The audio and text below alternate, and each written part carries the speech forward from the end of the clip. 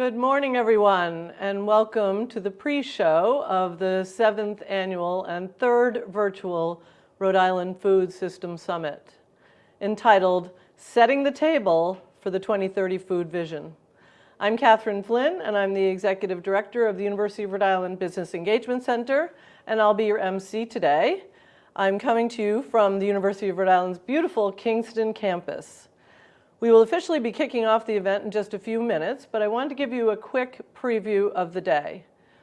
First, you'll hear from URI's President, Mark Parlange, as well as our Senior Senator, Jack Reed, and Rhode Island's Commerce Secretary, Elizabeth Tanner, about the importance of building a strategy to support the state and regional goals as it relates to our food system. Then you'll hear from Julie Stamazik, Director of Food Strategy for the state of Rhode Island, who will discuss her plans to update the 2017 food strategy, which was entitled Relish Rhody, and her goals to work with Rhode Island and URI on Relish Rhody 2.0 going forward. Next, you'll hear from Sophie Egan. Sophie is an internationally known author and leader at the intersection of food, health, and climate. Then you'll hear from Perry Rasso, owner of Matunic Oyster Farm, and Marta Gomez-Chiari, professor in the URI Department of Fisheries, Animal, and Veterinary Sciences. They will talk about an exciting new collaboration. After that, you'll hear from a series of experts who will discuss topics relevant to our food strategy, including preserving and growing the state's agriculture and seafood industries, workforce development in the food sector, and a growing farm-to-school movement in Rhode Island. The topics discussed in these sessions will inform several breakout sessions that we will be co-hosting with these community leaders after this summit is over. Finally, you'll be hearing from Terry Gray from the Department of Environmental Management. He will conclude our discussion to kick off the planning process. With this event, we hope to start a dialogue about what's happening in Rhode Island and what we can do to build a bright food sector future for our state. As a reminder, the Food Summit will be recorded and posted to the Rhode Island Food Center website at the end of the event. Throughout the day, please feel free to ask questions of our speakers by accessing the Business Engagement Center YouTube and Twitter pages, and if time allows, we will be pulling questions from our audience to pose to our speakers. And don't forget to include the hashtag RIFoodSummit23 when you post about today's events on social media. Before we get started for the day, I'd like to take a little bit of time to showcase some of the amazing work URI is doing to address food waste. This URI Food Recovery Program video will play shortly.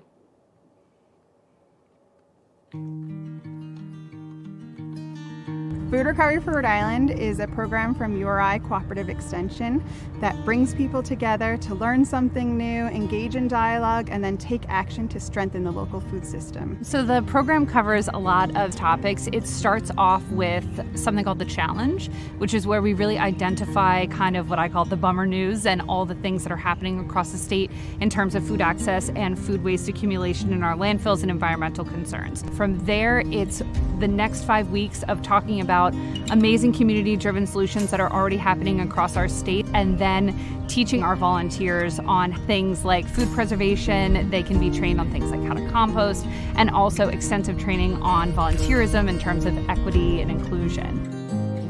Sankofa is a local food initiative in Providence, Rhode Island. It consists of a farmer's market, community kitchen, several community gardens, and a greenhouse. I think Sankofa is very unique because it gives your tenants and residents an opportunity to grow food. Food Recovery of Rhode Island and URI, me and my colleague Matt went through the program, and then we plan on taking that knowledge and teaching it to some of our growers and kitchen members so then they can take that information and train the next generation. Harvest Cycle is the community composting program of Groundwork Rhode Island. So we're a bike-powered food scrap collection program. We pick up from residences and small businesses in Providence. We've done some presentations for the class, and then we've been a volunteer host site. So we've had volunteers come do a whole variety of things in groups and individually. Having volunteers who are familiar with like the mission and sort of the organization and the context is really helpful. And also just having consistent volunteers is really great, so then they can get really immersed in the project and be a little more independent and hopefully have a more fulfilling experience as well.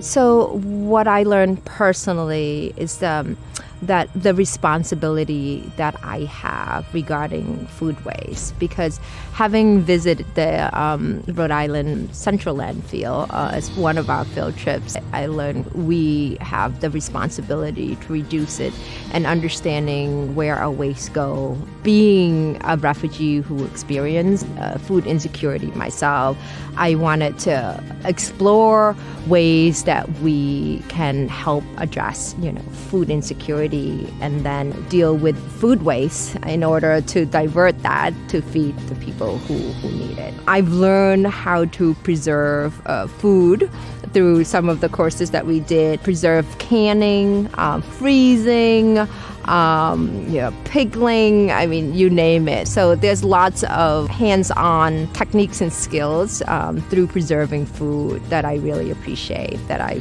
take it home with me and learn it along with my children as well. So. Our Food Recovery for Rhode Island participants are here in partnership with Hope's Harvest Rhode Island, gleaning food from Arcadian Fields, this amazing farm here in Hope Valley. So Hope's Harvest is one of our partner organizations where URI Food Recovery volunteers can donate their time and help feed our neighbors through this gleaning practice of harvesting food from farms and donating to local hunger relief agencies. It's opened my eyes to really how to make a difference on a personal level and a local level, and I'm recognizing that you can be involved as little or as large as you want, and I just think that's so awesome. It's been a great opportunity to learn what awesome people there are and what awesome work is being done. It's really cool to see what's already happening and how you can get really hands-on and involved. The power of this program is that people take what they learn, they teach others, and they really live the change. They volunteer in their communities, they make changes at home. They're really making this happen at all levels.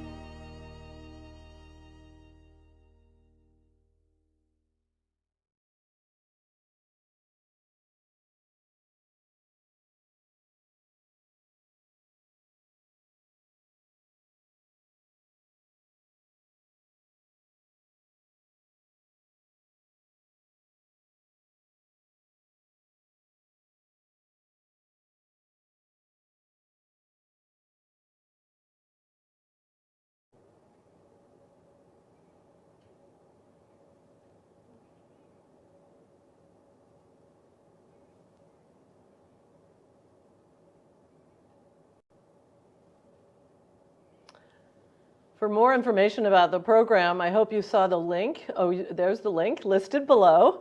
Once again, we're very excited for today's Food System Summit, and we thank you for joining us for the pre-summit activities.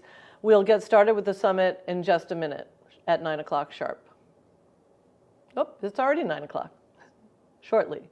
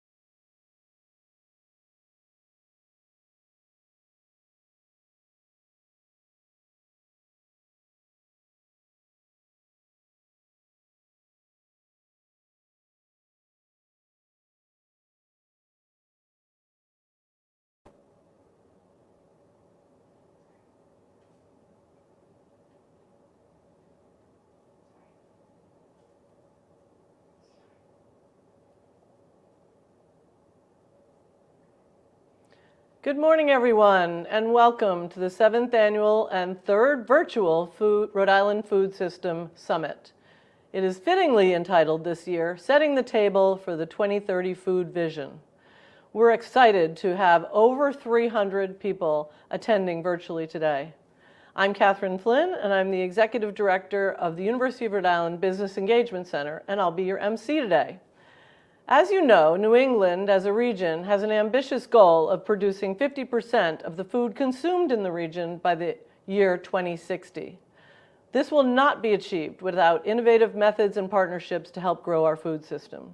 Today's event represents our state's foremost annual convening of all the stakeholders in our food system. Today's audience is composed of 15% attendees representing federal and state government, 31% representing academia, and 71% representing industry and nonprofits.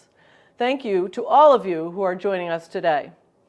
During the event, you'll hear from speakers from all across the country about a wide variety of topics, including new developments in shellfish aquaculture, cultivating food innovation, and entrepreneurship. Speakers will discuss successes and lessons learned. And we also will learn about how to apply this to our state's next food strategy. Just to give you a quick overview of the day, we will first hear from URI's President, Mark Parlange, as well as our Senior Senator, Jack Reed, and Rhode Island's Commerce Secretary, Liz Tanner, about the importance of building a strategy to support our state's regional and state goals in the food system. Then you'll hear from Julianne Stamazik, Director of the Food Strategy for Rhode Island, who will discuss her plans to update the 2017 food strategy entitled Relish Rhody, and her goals to work with Rhode Island and URI on Relish Rhody 2.0. Next, you'll hear from Sophie Egan, she'll be broadcasting actually to us from Colorado. She's an internationally known author and leader at the intersection of food, health, and climate. Then you'll hear from Perry Rasso, Matunic Oyster Farm owner, and Marta Gomez-Chieri, a professor in the URI Department of Fisheries, Animal and Veterinary Sciences, who will talk about an exciting new collaboration. After that, you'll hear from a series of experts who will discuss topics relevant to our state's food strategy, including preserving and growing the state's agriculture and seafood industries, workforce development, and growing the farm-to-school movement here in Rhode Island. Topics discussed in these sessions will inform several breakout sessions, which we will be co-hosting with these community leaders after this summit. Finally, you'll be hearing from Terry Gray, Director of the Rhode Island Department of Environmental Management, who will conclude our discussion to kick off the planning process. With this event, we hope to start a dialogue about what's happening in Rhode Island and what we can do to build a bright food sector for our state. As a reminder, the Food Summit will be recorded and posted to the Rhode Island Food Center website at the end of the event. We will be taking periodic breaks, so feel free to use the time to grab a coffee, stretch your legs, and during the breaks, we'll be showing some fantastic videos, one of which you just saw, of activities taking place around our state with regard to the food system. So be sure to stay tuned in. Before we begin today, we'd like to recognize and pay tribute to the people who lived on and stewarded the land that the University of Rhode Island now resides on. Silver Moon LaRose, Assistant Director of the Tamaqua Museum, will be reading URI's land acknowledgement today. Asquequasanumis, Natasui Silver Moon LaRose, Ni Nahahaganse Kanayantik, Kanupiam Wachini Tampua Kanatansuaga Aki at Nahahagansek. Hello, my name is Silver Moon LaRose, and I'm a citizen of the Narragansett Nation and descendant of the Niantic. I wanted to welcome all my friends and relatives to the homelands of the Narragansett. The practice of opening a public event with a land acknowledgement has become more commonplace in the United States as a countermeasure to the erasure of Indigenous people. These statements are meant to disrupt life as usual, requiring of us a moment to reflect on the land around us. These lands are the ancestral territories of hundreds of distinct cultures who've been living on Turtle Island, existing as sovereign nations, governing, protecting, and stewarding these lands for centuries. The University of Rhode Island, a land-grant university, occupies the traditional homelands of the Narragansett Nation and was purchased using funds from the sale of the ancestral lands of the Kiowa Nation. What is now the state of Rhode Island occupies the unceded territories and waterways of the Narragansett, Eastern Niantic, Wampanoag, and Nipmuc peoples. These land acknowledgements are a collective realization that non-Native people live in the United States at the expense of Indigenous communities. Everywhere you go in the United States is Indigenous land, gained at an immense cost of violent and inconvenient truth.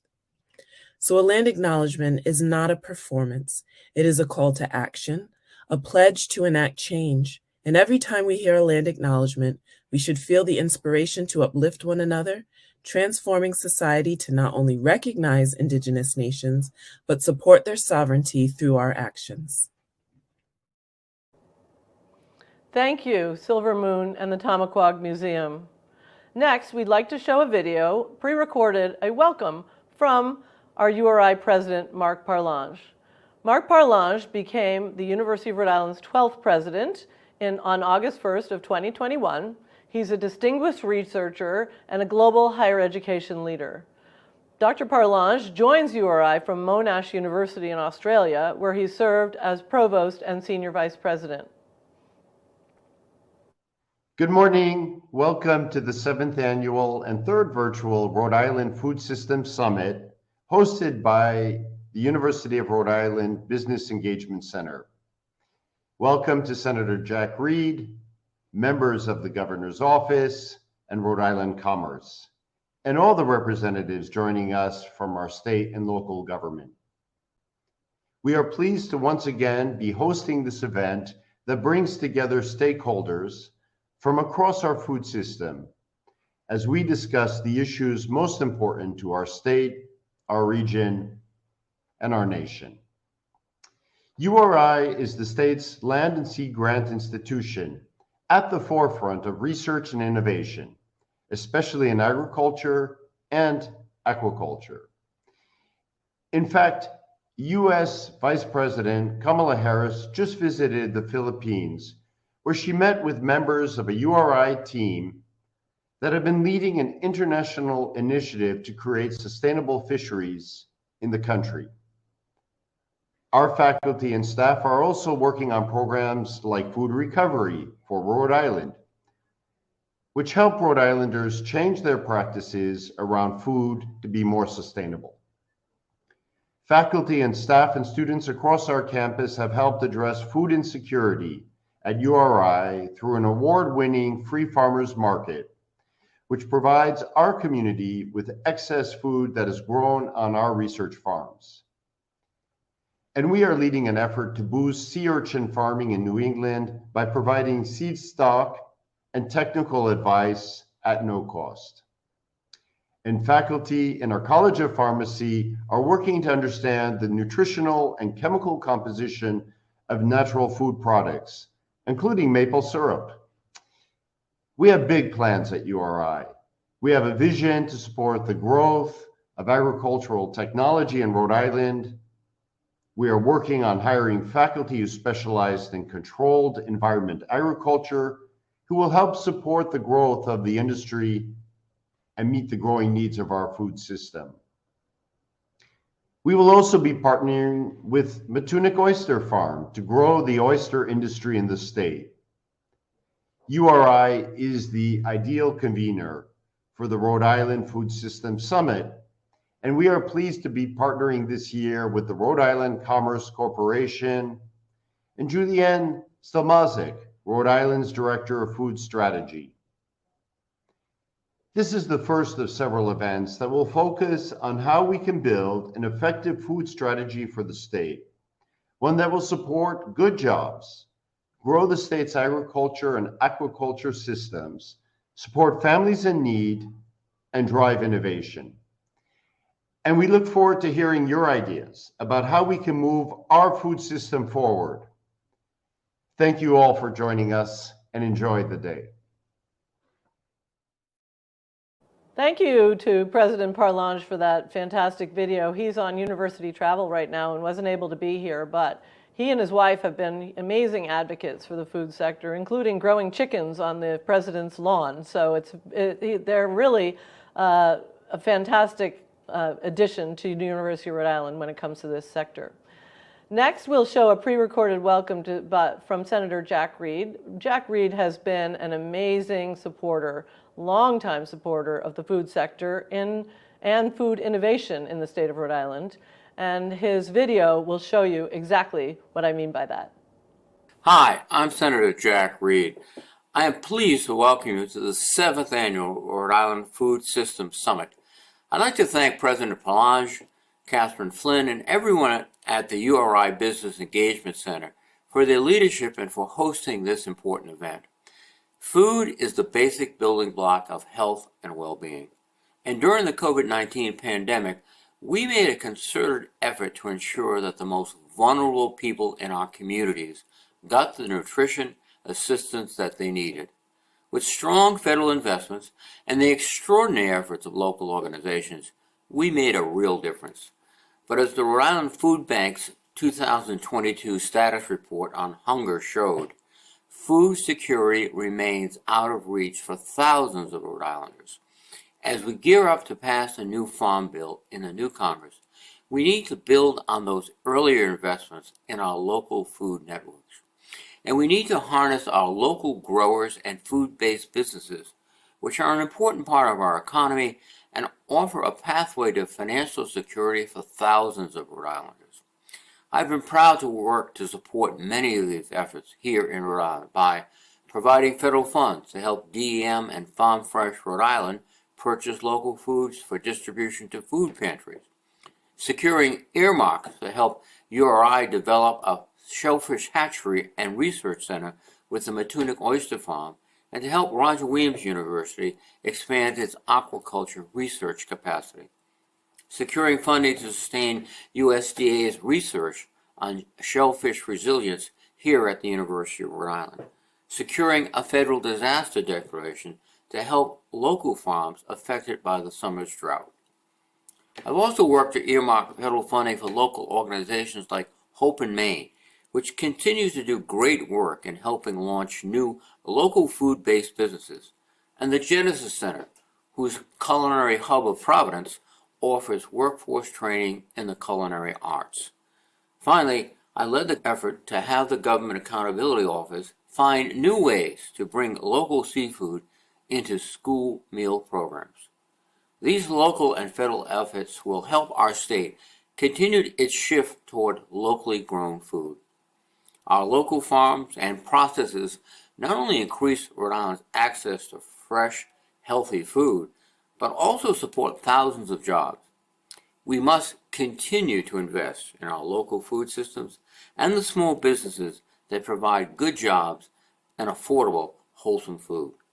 That is why I'm so pleased that you are all here today, and I look forward to seeing the great ideas and actions that come out of this summit. Thank you. Thank you so much to Senator Reed and his team for providing us that video. It truly is a testament to his passion for this sector. A more pre-recorded video is from our new Commerce Secretary, Liz Tanner. Hello, everyone. My name is Liz Tanner, and I'm very proud to be Rhode Island's Commerce Secretary. I'm also a proud Rhody grad. Thank you to the University of Rhode Island Business Engagement Center for once again hosting the Rhode Island Food Systems Summit. Commerce RI is thrilled to collaborate with our state's Land and Sea Grant Institution to bring this event together. And I'm sorry I couldn't be there today. The presenters and discussions you will hear today will be critical as we make decisions around Rhode Island's next food strategy. Our current food strategy is one that represents a true commitment from stakeholders just like you, who have dedicated countless hours to identifying ways to grow our food system. Through this strategy, we've been able to grow the industry, create new jobs, and offer more opportunities for Rhode Islanders to access locally grown food. However, the work is not done, and we need your help once again. Commerce RI, through the leadership of Julie Stelmazik, are looking to create the next food strategy, which will inform the direction of our food system to 2030. We want to hear from you what is most important, what is most exciting to you, where are the opportunities for growth, and where there are challenges.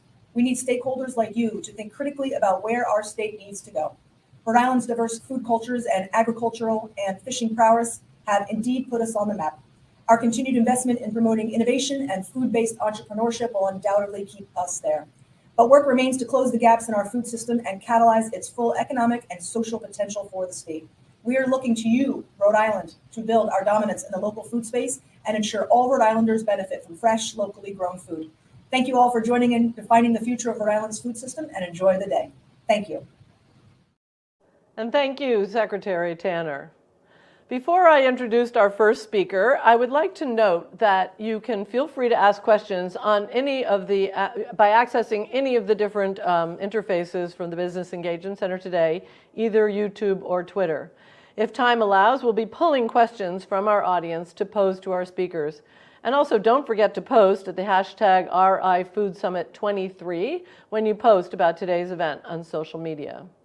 So now it's time to hear from our first speaker of the day. Julie Stamazik, Director of Food Strategy for the Commerce Corporation. Her position is also supported by Rhode Island Department of Environmental Management and Rhode Island Department of Health.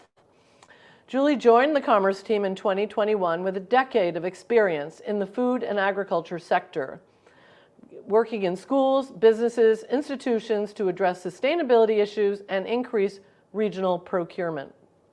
Most recently, Julie served as the manager for regional and sustainable food systems for Boston College, where she launched an initiative to increase institutional procurement of regional food in support of the New England Food Vision. And she implemented sustainability strategies to improve environmental and social impact on campus food services. We'd like to hear now, welcome Julie Stamazik. Welcome, Julie.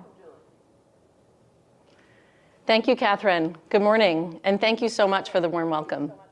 I'm so pleased to be here today on the University of Rhode Island campus for the 7th Rhode Island Food System Summit. I want to thank Catherine Flynn and Sharon Pavignano at the URI's Business Engagement Center for all they've done to plan this summit year after year. Since its inception, the summit has served as an annual gathering of partners across state government, academia, industry, and the nonprofit sector to discuss critical issues and opportunities for the Rhode Island food system. While part of me wishes we could be in person today after so much time on Zoom, this online format does allow for more of you to join. In fact, this year's summit, I'm told, brings over 350 participants. And before I begin, I'd love to know where you are calling in from. Where's your organization based? Primarily, where does your food work center? Which geographic area do you serve? So please take a moment to put that in the chat as we ponder the power of our collective impact. It's so fitting that the summit is hosted here at URI's Land and Sea Grant University. The administration, researchers, students, and the URI community serve as constant expertise and connectivity for Rhode Island's food system in so many ways. The co-op extension provides technical assistance to farms and fishers and teaches the general public about composting and sustainable gardening. Food businesses benefit from the talent pipeline and the R&D connections made by the Business Engagement Center. The Research Foundation has supported Rhode Island Commerce and Governor McKee's administration on developing a visionary blue economy strategy to inform future policy and investments. And faculty here continue to elevate the importance of food. The focus of last fall's honors colloquium was creating sustainable and resilient food systems. The series hosted an incredible lineup of national food leaders like Winona LaDuke, Leah Penniman, and Ricardo Salvador. Speakers reminded us of the connections between indigenous foodways, food justice, urban farming, and labor in the food system. I'd like to thank the faculty coordinators, Marta Gomez-Chiari and John Taylor, for planning such a fantastic series. I've attended the summit for several years, although this is my second time in my role as Rhode Island's Director of Food Strategy. I always look forward to this moment in the dead of winter to reflect on the work of the last year, and much like farmers, begin planning and planting for the next growing season. In my role, I lead implementation of the state's food strategy, known as Relish Rhody. In my work, I help to develop and support initiatives which increase long-term food security, promote access to healthy and locally grown foods, and support economic development in the food sector. If you've never heard of Relish Rhody, here's a quick refresher. In 2016, concerted efforts were made by the administration to establish the state's first ever food strategy and hire a new food systems position within state government. making Rhode Island, I'm told, just one of 2 states in the nation with such a position. It was unique because it took a systems approach to food policy and programs by connecting issues across public health, economic development, the environment, and agriculture. By 2017, a 5-year strategy was launched, charting a path for a more resilient, sustainable, and equitable food system in Rhode Island. Relish Rhody, as it was called, laid the groundwork to build a more resilient food system through 5 core areas. Improve the climate for food and beverage businesses and create new market opportunities for Rhode Island products. Minimize and divert food waste and ensure access to healthy and culturally relevant foods for all. Last year, I used my talk at the summit to reflect on the impacts of the food industry and the food strategy, sharing my observations after my first full year on the job. It was a moment to take stock of what we have accomplished together in the last 5 years and what we learned amidst the challenges of the pandemic.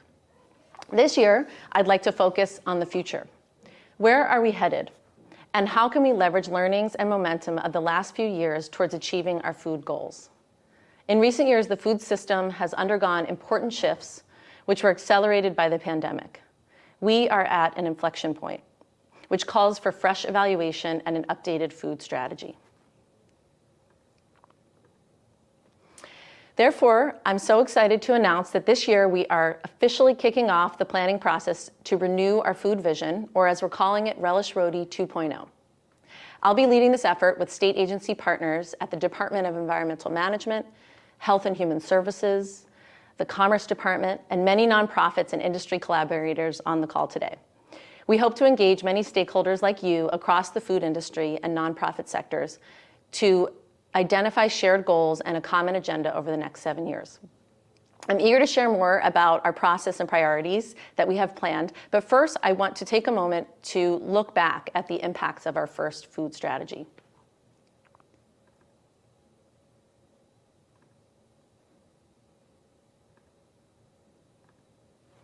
In the last 5 years, we made so much progress towards our food goals. Several state-led initiatives, which you can see here on the screen, have driven growth and innovation for the food economy, directing millions of public dollars to supporting our local food businesses, nonprofits, and producers. During the pandemic, state agencies worked together to bring more than $5 million in federal grant funding to support our local food system. These funds are already being deployed across the state. They're buying food from Rhode Island farmers and fishers to support schools and emergency food assistance programs.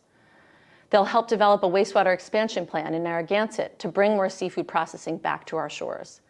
They're expanding mental health supports and technical assistance for the farm, fish, and forestry industries. And they're helping to expand farm-to-school programs for kids across the state, just to name a few. In the last few years, the Commerce Department has invested more than $25 million in critical food infrastructure and businesses through loans, incentives, and grant programs, which stimulate innovation and support business expansion.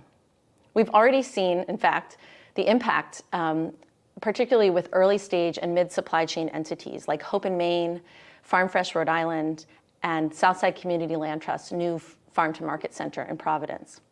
All of these help create more market opportunities for often disadvantaged, beginning, and BIPOC farmers and food makers. We've seen the network of food stakeholders across the state grow, thanks to the good work of the Rhode Island Food Policy Council, which has engaged legislators and everyday citizens in food policy issues. They've also been a valuable partner in helping the state to grow the Hunger Elimination Task Force and make sure that we have sound data to make decisions about our food system going forward. Innovative partnerships like the one between the Rhode Island Community Food Bank and Hope's Harvest have connected local farmers to help supply the emergency feeding system. And public health advocates with the Nourish Our Eye campaign successfully advocated last year for a new pilot program, SNAP incentive, to lower the cost of healthy food for families. Governor McKee and the General Assembly boosted funding last year to almost $700,000 for a decades-long successful program known as LASA, the Local Agriculture and Seafood Act, which provides critical capital to early stage and growing farmers and fishers. In the face of unprecedented food insecurity, more than $7 million of ARPA funds went to helping nonprofits feed families and address longstanding food gaps. Across the state, we're also seeing new business ventures and innovative partnerships at the intersection of health and sustainability. Food leaders are seeing the potential of our food innovation ecosystem. Here is just a smattering of headlines, believe it or not, just from the last 12 months. However, amidst all this progress and growth, the benefits have not been felt equally, which is why our updated food strategy needs to take an honest look at what is working and what's not. The state food economy continues to grow, generating $12 billion in economic activity, or 20% of our GDP, and sustains more than 70,000 jobs. Yet these benefits are unevenly distributed, with many food, farm, and seafood businesses struggling to compete. The pandemic shifted consumer behaviors towards buying more local food at farmers markets and docksides, but at the same time, global economic conditions drove up labor and production costs, putting new burdens on small and mid-sized businesses. Just to give an example, the cost of fertilizer inputs, which many farmers rely on, more than doubled since last year as a result of supply chain disruptions and the war in Ukraine. This has also contributed, among other factors, to a 40-year food price inflation. The price of basic goods like eggs jumped 50% in the last year. For some, this is manageable. We can make adjustments. But for many Rhode Islanders, it forces hard decisions between basic needs. As we've heard, the Rhode Island Community Food Bank's recent report on hunger informed us of some sobering statistics. Today, 1 in 3 Rhode Island households can't afford adequate food. And unfortunately, this is even higher for single parents and communities of color. We cannot accept this reality. We're also in the midst of ecological and climate crises. Experts tell us we have just 10 years to make drastic changes. With more intense fires and floods in our region, where we rely on our food, it's in fact, it's estimated that Rhode Island imports some 90% of the food that we eat from outside of the Northeast, which leaves us dependent on distant supply chains. And here at home, just in the last year, we're already seeing the impacts of more extreme weather on our agriculture and food systems, with the drought and flooding we experienced in the span of just a few weeks last September. It's clear that there is so much more to be done in the next decade. But the good news is that experts and our own experience has taught us that investing in a more regional food system drives positive social, economic, and environmental outcomes.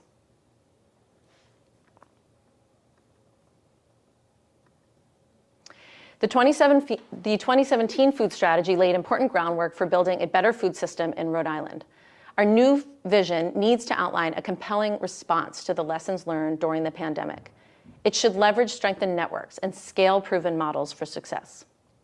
As we begin the process of developing our 2030 food strategy, I'd like to share 4 priorities that I hope will guide us in the process.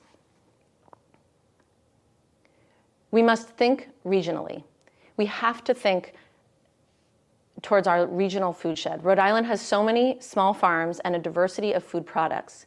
Yet we have more eaters than producers, and we should prioritize regional collaboration with our neighboring New England and Northeast states to import what we can't grow in volume, like dairy and grains, and export what we can, like seafood.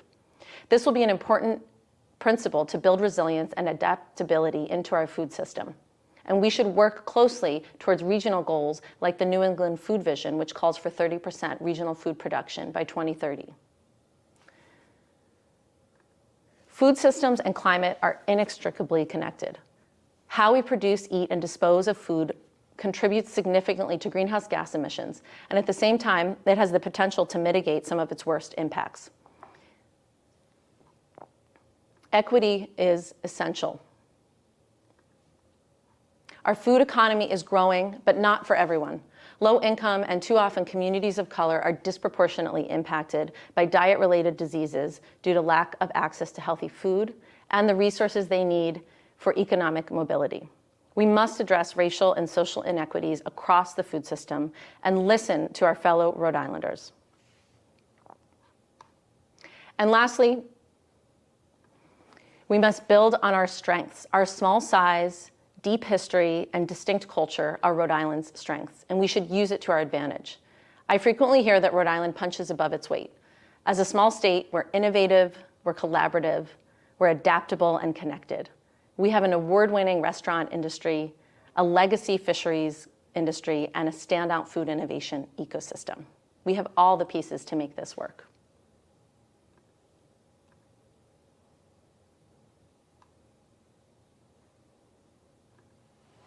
Our keynote speaker, Sophie Egan, will be speaking about collective impact and the power of partnerships.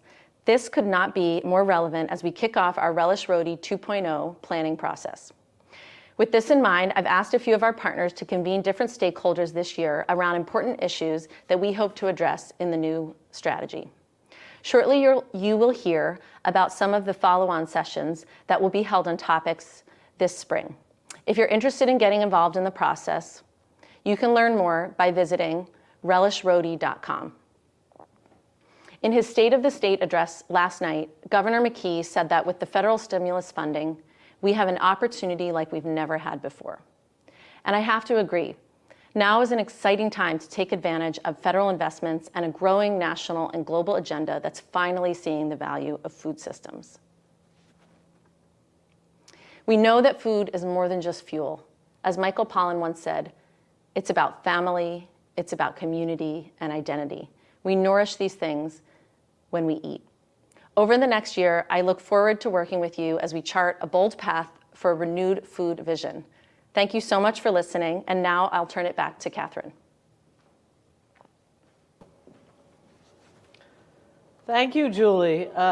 Lots of food for thought, no pun intended. That was great. I really appreciate it, and there will be an opportunity to ask Julie some questions a little bit later in the session. Once again, though, in terms of your questions, please access the URI Business Engagement Center YouTube and Twitter pages. If the time allows, we'll be pulling questions from our audiences to pose to our speakers. There will likely be a lot of questions that we can't particularly answer because we just don't have the time, but we will post answers to those questions on our website following the summit. And don't forget that when you post about the summit on social media, please use the hashtag RIFoodSummit23. During the next break, we're going to play a video created by one of our partners, FM Global. The FM Global has been kind enough to fund us for some of the work at our farms. We'll be back at 9:45 to hear from our keynote speaker, but in the meantime, enjoy this video.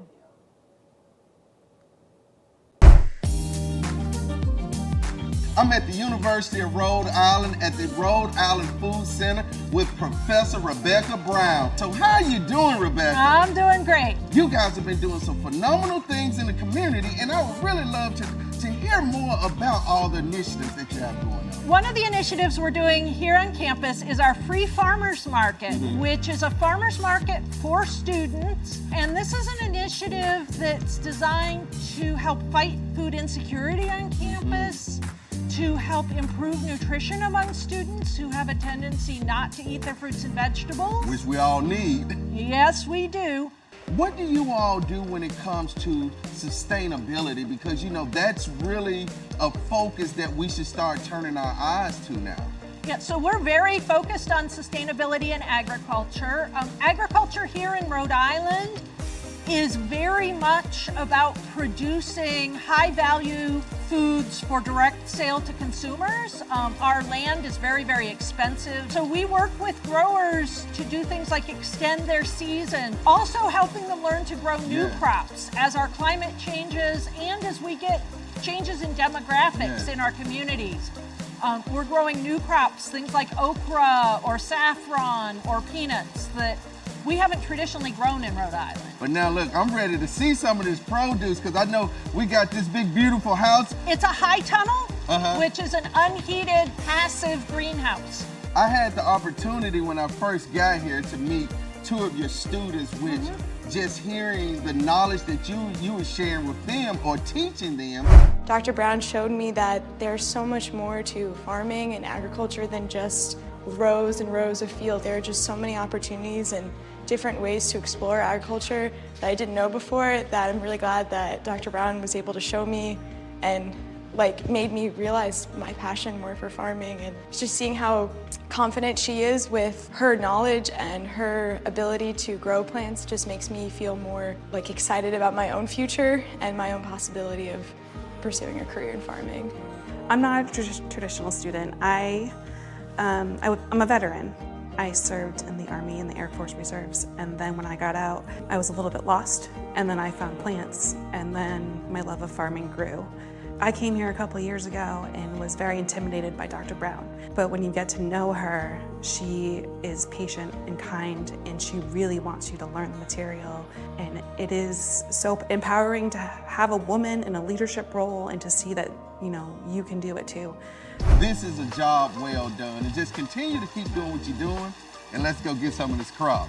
All right. Miss Rebecca has brought us into the high tunnel. This is crimson okra, correct? Yes, it is. So tell me about crimson okra. So crimson okra is just a different variety that's been selected for the color in the pods and the stems and the bases of the flowers. So I assume you guys have different types to choose from, right? We have jade, which is a southern heirloom variety. Do you mind if we take a look at the jade? I would love for people to see that. Sure, let's go on down All the right, road. let's do it.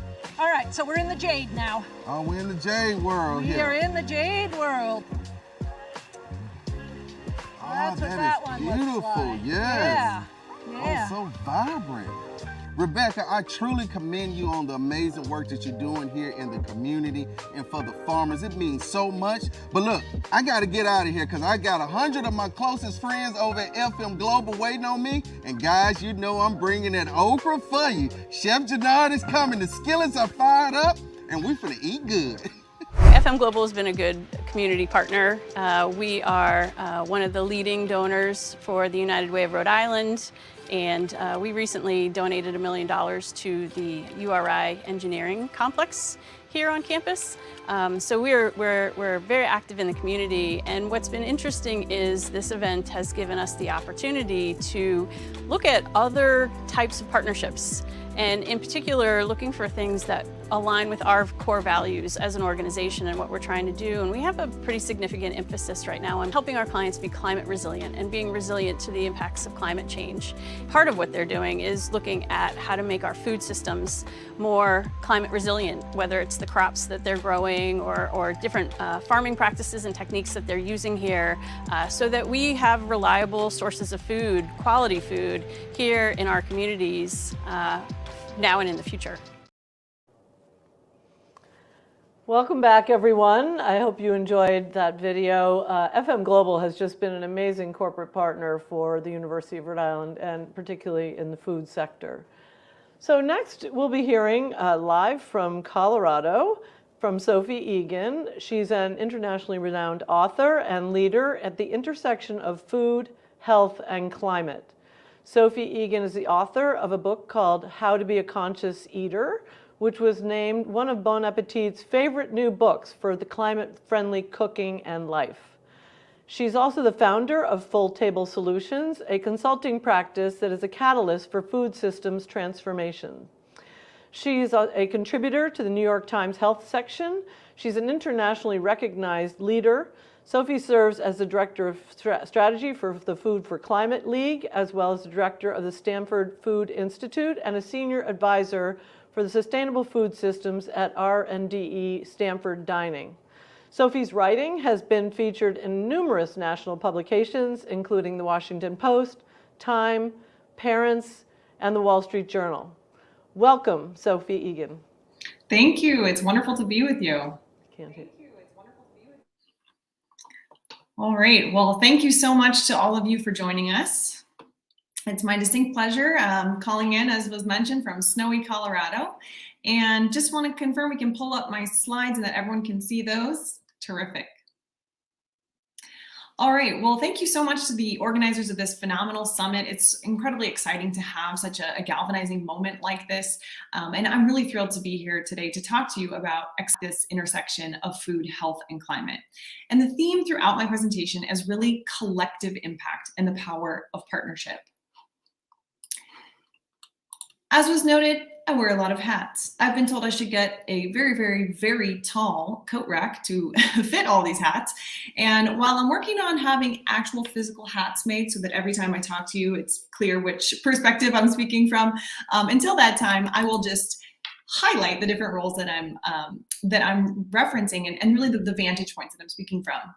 The way I think about my work as a whole is that I'm advancing food systems change and really working in a collective way across countless different collaborators from both bottom up and top down. And really these roles are all interconnected. It's more of a web than a list. The bottom up part, you can think of it as supply and demand. The bottom up demand portion is really equipping eaters with the tools, the knowledge, and the evidence base to signal with their food choices, with their actual votes, and vote with their forks, that they care about this more sustainable, healthy, equitable future of food, and to participate in shaping it through those choices. But what I know from my training in public health and also in systems change is that individuals are products of their environments, and we cannot expect people to simply have the willpower or the education that those alone will lead to change, but rather we need to create what social scientists refer to as the enabling environments. And that's where all of this work from the top down comes in. It's shaping food environments, the marketplace of options, the supply side, if you will, to ensure that these options are easy, culturally relevant, budget appropriate, and easy to find and enjoy, and varied, and honestly, equally delicious and alluring as well. But also that the policies and the physical choices, the food choice architecture surrounding individuals are really supportive of these options that happen to support their health and that of the planet.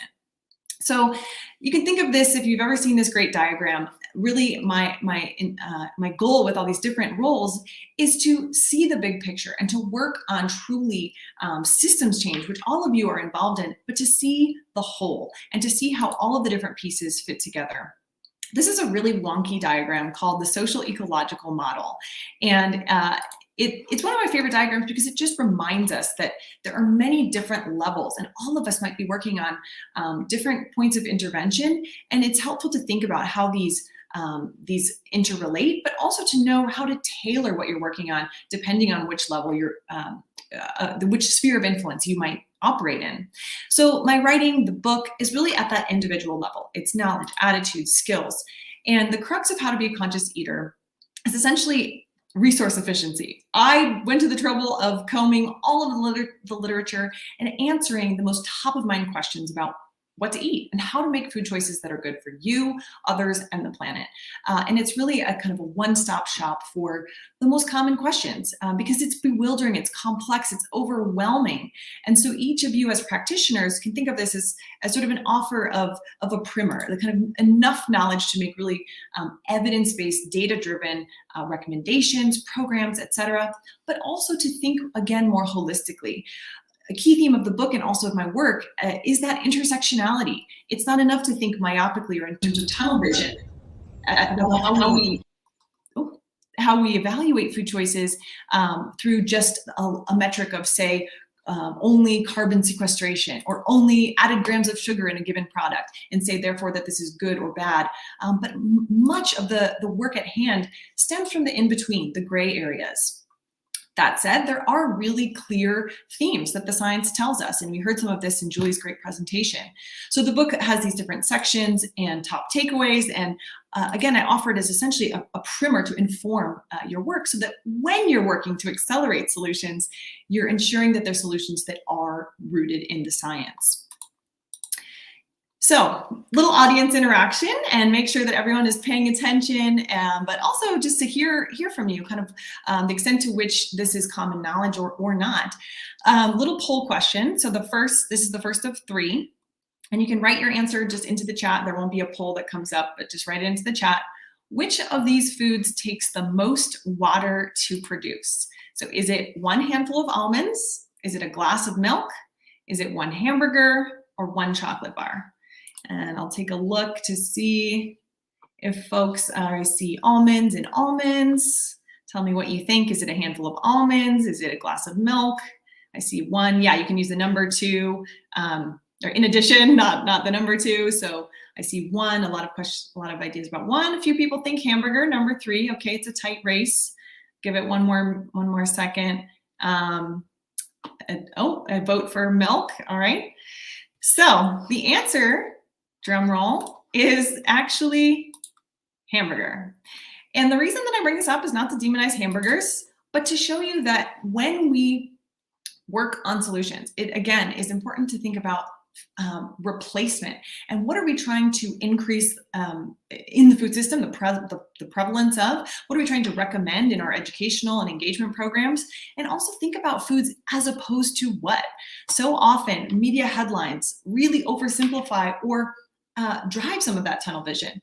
Here's almonds. Do they take a lot of water? Yes, but so do a lot of our other favorite foods: coffee, cheese, avocado, egg, and all the way up here. This is a diagram that I created using a lot of different sources, but chocolate. Oh, nobody wants to hear that chocolate takes so much water to produce, but this is the reality. This is what the science shows.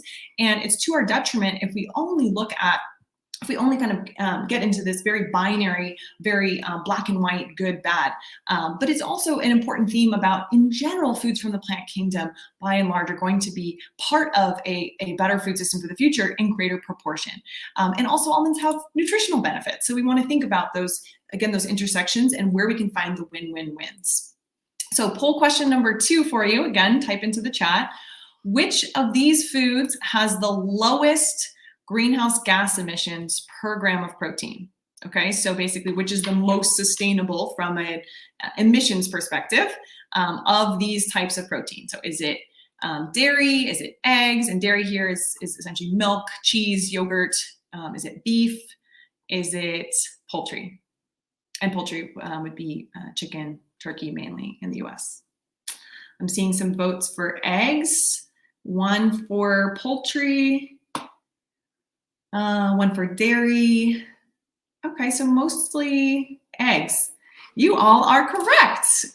Great work. So I share this example because at the same time that I'm sharing with you this diagram about hamburgers and water footprint, and that by and large, sort of a plant-forward direction for the food system is going to be helpful, it's not as simple as plant-based or bust, as we all, often this gets conflated as meaning that we have to turn every eater vegan, and that, you have to eliminate meat altogether, and meat and dairy and all of these food groups that, again, folks really love and are cherished and parts of diets, but that it's more of a spectrum. And eggs are an animal-based protein. And so when we're in these conversations where it's again, this very all or nothing sort of plant-based is the only way forward, we may be overlooking that a really often, well, until recent inflation and avian flu, a very affordable source of protein, but also culturally relevant in countless cuisines.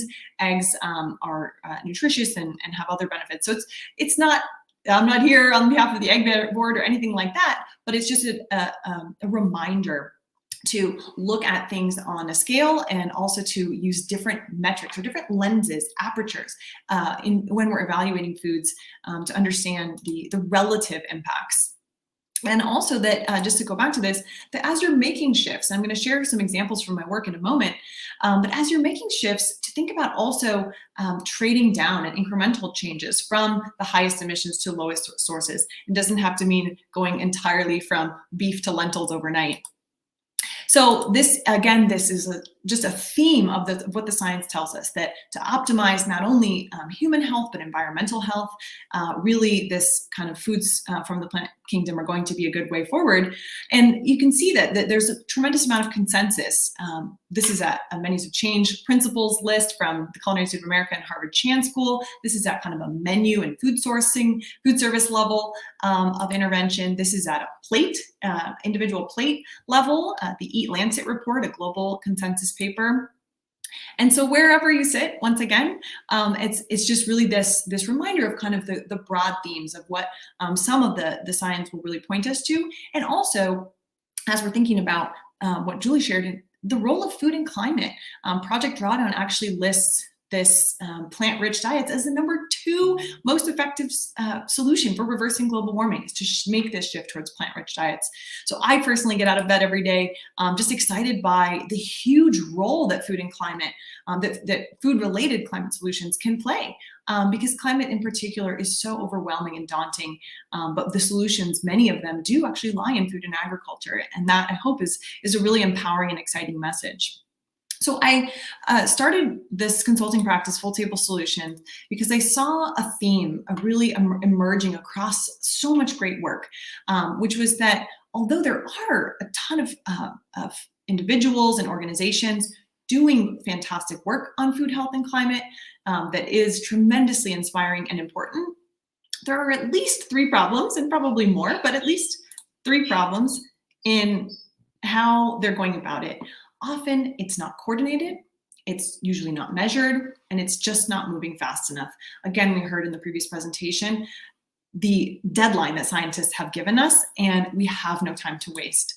So I'm going to share now 3 specific examples of how I try to embed this idea of coordinating and measuring and accelerating into my daily work. So I'm really grateful and so proud and humbled to be embedded in organizations that are driving food systems change and in these leadership roles, and through that really see the value of partnership and collaboration, and really see the value of measurement and acceleration. So one of my roles is the director of the Stanford Food Institute and Sustainable Food Systems.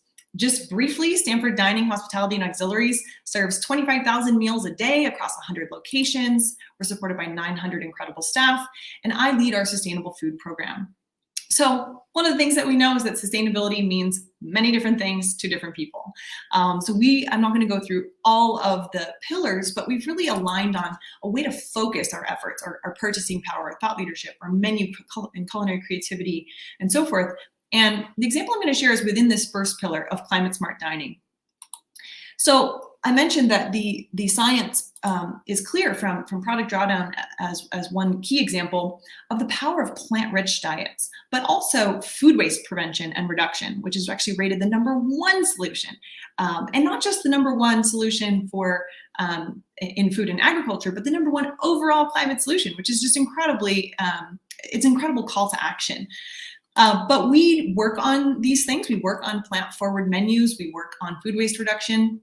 And we, our visionary leaders, Dr. Shirley Everett and Eric Montel, really saw the power, the importance of amplifying and sharing what we're learning from that real-world setting of our dining program across the broader industry, not only the higher education and other universities, but the broader food service industry. And that's really the spirit behind the founding of the Food Institute that I'm proud to lead, which is a platform for sharing and exchanging ideas. And that's a big part of coordinate, right? It's just talk to others, share what's working, what's not working, what are the challenges, what are the barriers? Because the crux of the work of food systems change is that we see these scientific reference points, we see what the data tells us, and then we roll up our sleeves and figure out how do we implement changes based on what the science tells us. And it's that implementation science, if you will, the change management, mobilizing across collective resources and wisdom and knowledge of our communities.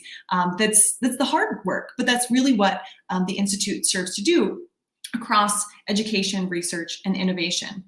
So those 2 areas that I mentioned we focus on within climate smart dining of food waste reduction and plant-rich diets, we're really grateful to work with faculty actually across all 7 schools of the university, in addition to working with countless universities elsewhere. And so the first example is that we actually published 2 playbooks this year of what we are considering high impact strategies for climate smart dining. The first is our food waste prevention playbook, and the second is our food choice architecture playbook, which is essentially how we're engineering, how we're creating that enabling environment in our locations to make it so that our students find it delicious, craveable, beautiful, alluring, and also just easy and default to choose options that happen to be quite nutritious and sustainable. So you can check these out. They're available. They're open source. And really the theme here is not that we figured it all out and it's perfect and everything that we've done will work in your environment. There, of course, is the need to tailor solutions to your own contexts. However, if we're all just going about it in our own silos, if we're all starting from scratch, if we're all kind of tweaking and iterating, we will not get to where we need to go in time collectively. So this is towards that idea of just sharing and amplifying what's working, what's not, barriers, solutions, strategies, ideas, and as much as possible, learning from one another through collective efforts and through partnership.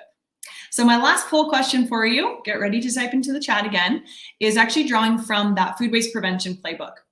And I'm curious to see if this is, if your answers are what we found to be the case or not, because we've heard from folks that our solutions are sometimes surprising.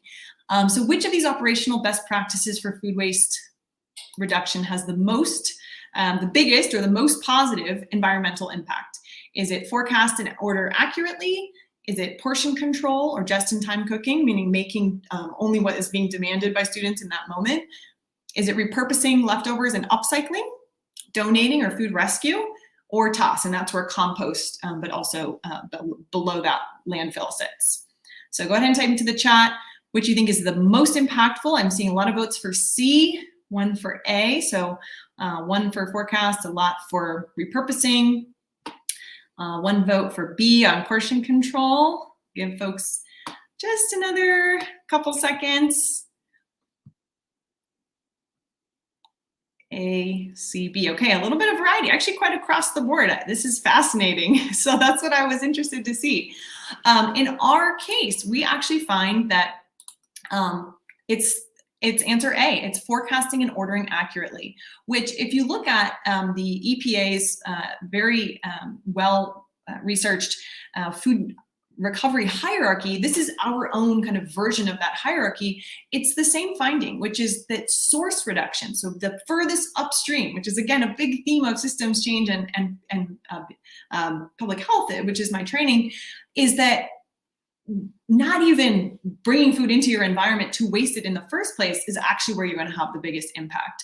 So the more that you can tweak and understand how to prevent and not just reduce food waste, the biggest impact you will have. These are all important strategies, but sometimes we see, like with the almonds example, that's the sort of airtime, the collective attention is not always going towards what the data tells us. There's tremendously important and fantastically innovative programs in, say, upcycling or in food rescue and donation, but sometimes they're a further downstream and potentially smaller impact. And again, not to say we shouldn't be working on those things, but are we collectively giving our sufficient attention to those maybe less sexy, but actually potentially more impactful, further upstream kinds of solutions?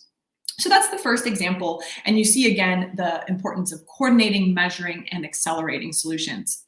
I'm really proud to also serve within that role as co-director of the Menus of Change University Research Collaborative.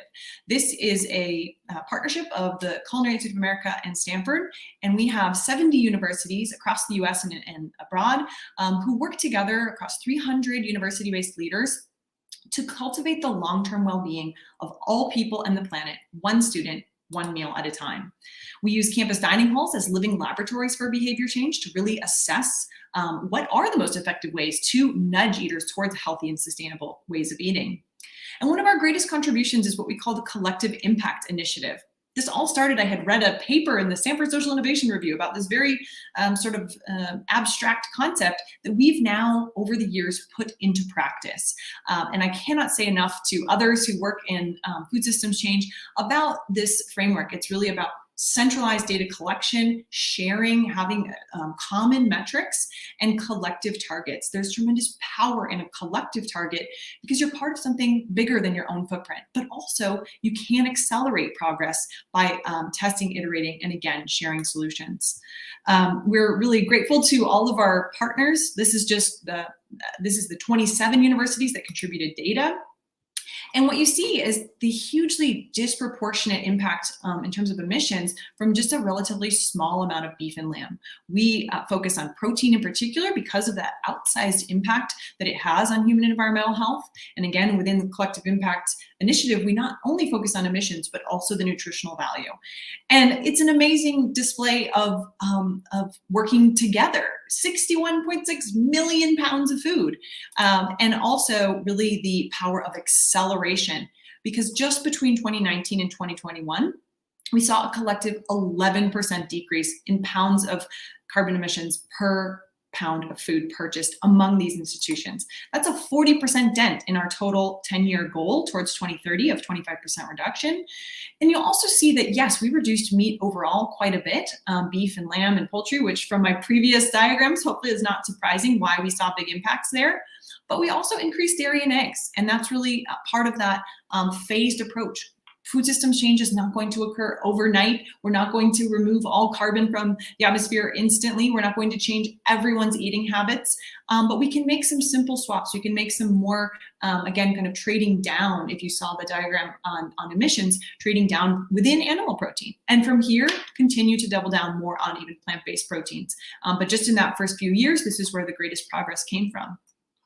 This collective impact this shift has saved an astounding 45,000 people taking a round trip cross-country flight, that's the equivalent in emissions, and the water equivalent of 218,000 people showering for 10 minutes a day for an entire year. So there's your dose of social math for the day, and now you understand why everyone calls Stanford Nerd Nation. So shifting to my third and final example. I am also proud to be the director of strategy for a nonprofit startup called Food for Climate League. And if you remember the diagram I showed, or the visual I showed of the elephant, where everyone's kind of working on these different pieces, our niche, our specific contribution in Food for Climate League is about the messaging.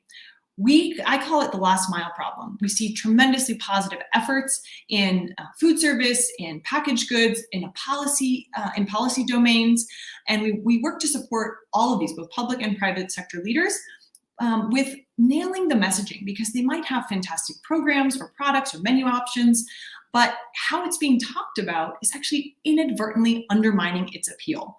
Often we see that food and climate narratives speak to the many, not the few, and as a result, climate smart food culture is still quite niche rather than being the norm. And our goal is really to democratize sustainable eating. So as I mentioned, it's identifying the specific area that we can work on.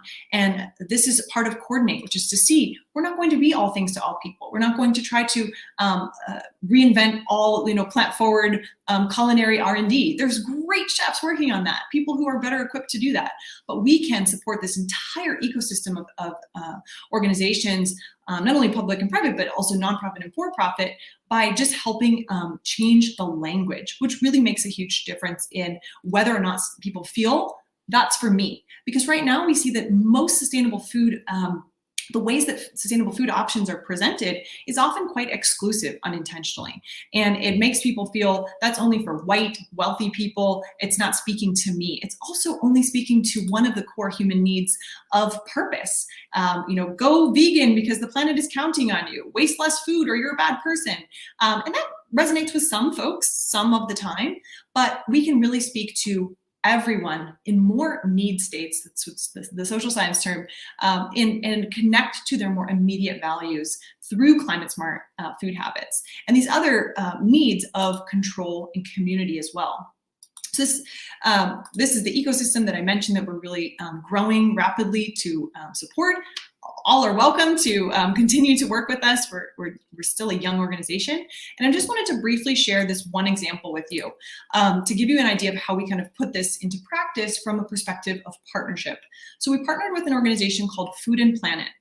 And together we're trying to drive demand for bivalves and seaweeds. And this is, again, using a scientific reference point, which is the Blue Food Assessment, a landmark publication that showed that to feed a growing global population while staying within planetary boundaries and supporting equitable livelihoods, we can really turn to aquatic food systems, and especially bivalves and seaweeds, to kind of increase their prominence in folks' diets compared to the levels at which they're currently eaten. And Food and Planet, they really focus on the power of, or on the the messenger of dietitians and health professionals who are one of the most trusted voices.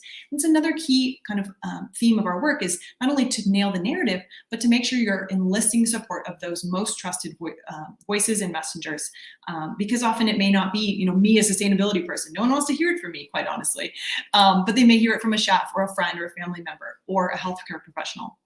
And so we have worked together to do a lot of research. I won't go into all of this, but basically a lot of different types of both qualitative and quantitative data. And the parts to pay attention to are in red, which is that what we actually found was kind of what most eaters were looking for if they were going to increase consumption of this really healthy, really sustainable type of food, being bivalves, so mussels, clams, oysters, and scallops, and also seaweeds, is they would need to find ways for these foods to connect to their daily desire for control over their health, their finances, and their time, while also minimizing risks, meaning kind of questions about food safety and freshness and quality. We also saw a tremendous opportunity to connect folks, the social power of food and community, especially when it comes to bivalves. And purpose, that part that I mentioned is currently most used by a lot of the folks in marketing roles around sustainable food, was really relevant for just a certain subset of the population, which was coastal residents and those who are already most alarmed about climate. So the bottom line here is that you have to tailor your message to your audience. And it doesn't, it's essentially that a one-size-fits-all approach tends not to work. But it also really is an exciting opportunity to say, hey, we can make these foods appealing to a greater array of eaters, a wider swath of the population by leading with these other elements, leading with community, leading with control, and therefore inviting into these really, really nutritious and sustainable foods, a wider and more inclusive array of food culture. So a key part of what's coming soon in just a couple of weeks, which is going to be our eataquaticfoods.org open source communication toolkits that are offered to chefs, food service professionals, retailers, really anyone who's promoting food, promoting these kinds of foods, is that we're ultimately here to support the existing ecosystem of diverse stakeholders. We're already working to promote these options and just make sure that their wording, their framing, their narrative lenses are going to resonate with their target audiences as much as possible. And this, again, just reflects that core focus on coordinating, seeing where you can contribute most effectively and impactfully, and ensuring that there's measured, accelerated efforts to do so. So again, this diagram is intended to kind of remind you that wherever you sit, if you're working at a neighborhood level, a community level, a school, a workplace, an institution, perhaps you work at a federal or state policy level, perhaps you're just kind of getting started and trying to socialize these ideas with friends and family, wherever that's occurring. My call to action for you to close out is to ask yourself these three questions. Who else is working on what we're working on, and can you coordinate? Who's not at the table? Who should be? And with whom might you partner? Question 2 is around measurement. Are you tracking progress? And finally, accelerate. How might we move faster toward our goals? So to unpack these a little bit, I really just included these additional questions for you to think about later on and sit with, but to take this a step further, because it's not just about the actual the more tangible partnership, but the sharing of ideas, the sharing of solutions. And that's for things like the playbooks and these toolkits and so forth, but also learning where there aren't already good solutions to make sure that your time, your attention, and your resources are going towards the needs that are greatest. Metrics.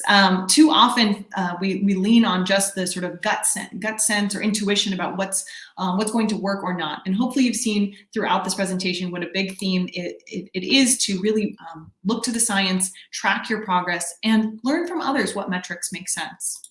And then lastly, accelerate. How to move faster toward your goals, and really mobilize the resources that are needed to do that, to understand the barriers, solve for those specific barriers, inspire domino effects among your collaborators. And then of course, systems thinking or bust. Be mindful as you're working quickly and in an accelerated manner to mitigate risk and ensure that you're minimizing unintended consequences. So I leave you with this offer to coordinate, measure, accelerate. As you heard, we have no time to waste. And really inspiringly, we have the solutions in hand. We just need to work more closely together to put them into practice. I'll stop there and leave our remaining time for some questions, which I understand we've got coming in quickly. So the first question here from Deborah, how does that pyramid relate to restaurant practices? So I'm gonna assume that you're referring to the food waste prevention pyramid. So great question. It's going to be quite similar because anyone anyone providing food has to make orders ahead of time. You have to be guessing or forecasting into the future what somebody's going to order, what you think you're going to need. And there's a lot of variability, right? There's seasonal aspects. In our context of campus dining, there's things like final exam schedules and times of the year where we see that people eat quite differently. They eat differently at the beginning of a school year when it's this buffet of different options, and then they sort of settle into more rhythms, holidays, etc. And so all of those factors, not all of those factors, but most of those also apply in restaurant settings. And it comes down to really being quite rigorous with tracking. So we do production worksheets every single meal, everything we make, and that all gets fed into the central procurement, the central production kitchen who makes those procurement choices. And really I do encourage restaurants to think in those same ways of, you'll start to see these patterns emerge. Okay, on Fridays versus Mondays, in October versus May, and the more that you can be kind of tweaking and calibrating, then that furthest upstream solution of forecasting and ordering correctly will be will have the biggest impact on your restaurant's practices. So I would say that the pyramid relates quite a bit, but of course there are some differences, particularly in terms of volume and scale that could affect that. So let's turn over to. All right, we've got another question here. What are my thoughts on plant-based meat? Yes, so this is a question I get a lot, and I'm happy to answer it. It's top of mind. My thoughts are that we need all the solutions we can get. You heard me say probably over and over like a broken record that we have no time to waste. And with that acceleration of solutions, we need a variety of solutions. We need all the tools in the toolkit, to mix metaphors. Because one of the other things I really think is important to understand is there is no silver bullet. There is not one solution. There is not one strategy that will fix everything that's wrong with food systems. They're too complex. There's too many layers.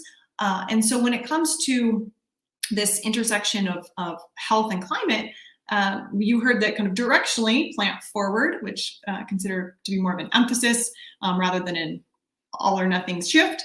On plant-based foods is going to be quite helpful. And some people, some eaters will really gravitate more towards options that are familiar.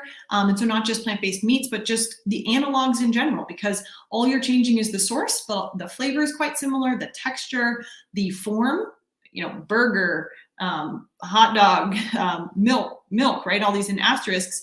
And so behaviorally, that has been groundbreaking and a tremendous contribution to these shifts.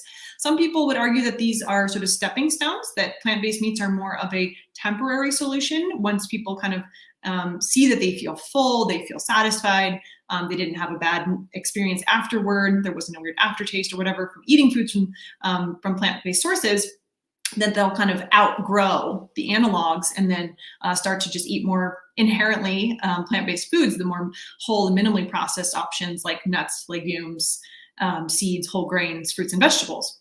So that may be true for some folks, and it's essentially the answer is that there is room for plant-based analogs in the solution set, but also just to keep in mind that they're not a silver bullet. They're not perfect. There are questions on production practices, and again, that kind of unintended consequences question mark as far as monoculture or just growing a lot of as these options scale. Are we growing a ton of one thing, soy or pea protein or whatever it is, or peas, to make that large manufactured food? People will also tell you nutritionally that more whole and minimally processed are better. There's some improvements, I would say, on the ingredients list and on the nutrition facts of these options, but they're not perfect. So we have to take them with a grain of salt and also see that, again, a lot of it's going to be tailoring to different types of audiences and meeting folks where they're at. So it can play a role. I'm gonna see if I can look here. We've got a lot of good questions in the chat. And I really like this question from Vanessa. Can you speak more to the idea of organizations working toward collective impact targets? How much time do you have? No, just, I appreciate that you're interested in this because it is a fairly nerdy, wonky concept, but it is tremendously powerful. When I'm asked kind of like, what's, the elevator pitch, the one thing I think is the answer to the climate crisis, my best, most simple way to say it is collective action. And what I mean is that science is one area that provides kind of a common North Star, but also collective frameworks like what I shared with you about the collective impact framework, where we're all bought into the same kind of measurement system. We're all bought into the same end point. So not just directionally, we need to make the food system healthier, more sustainable, more equitable. Those are all important, but very tangibly, we're all committed to reducing food-related emissions by 25% by 2030. It gets the resources mobilizing, all kind of rowing in the same direction. And just that standardization really goes a long way. But the other thing that's really important about that initiative and any organizations that might want to utilize something like that is you need the kind of central organizing hub. So we have colleagues who actually do that data analysis, who the contributing entities report their data into. They also provide kind of collective learnings reports where we're combing case studies and qualitative sort of lessons learned, anecdotes and so forth. And this construct only works when you have an organization like that. We also work really closely with the World Resources Institute, which is a very well-known kind of example of this collective effort, the Cool Food Pledge and the Cool Food Initiative. And we recently actually released, being the Menus of Change University Research Collaborative, we recently released kind of a call to action in tandem with WRI, really about, with Cool Food, really about that point of, we are completely aligned on where we need to go and kind of what some of the tools are, and knowing that different organizations are going to be at different stages of buy-in. So we provided a bit of a visual sort of roadmap for just getting started. Read the evidence. You're further down the path. Maybe you want to make a public pledge. Maybe you're not ready to make a public pledge. Come join the Menus of Change University Research Collaborative and kind of incubate your ideas in a more shared, kind of behind the scenes manner. You're ready to make a pledge? Great. Go work with Cool Food and their tremendous resources. And then a step beyond that is a lot of entities now really getting into the weeds on Scope 3 emissions reduction and, again, depending where you're at, for food-related types of collective impact targets, for emissions-related types of collective impact targets, it really might depend where an organization is at on their journey. But can't say enough about the power of working towards those common goals and really towards really utilizing shared measurement frameworks. Another resource that's relevant is that Stanford, which works with our own Scope 3 emissions program, actually just released a white paper that's trying to join the community of kind of researchers. SciMap is an example, who actually do the really, really in the weeds analysis, kind of a modeling and measurement of tracking this.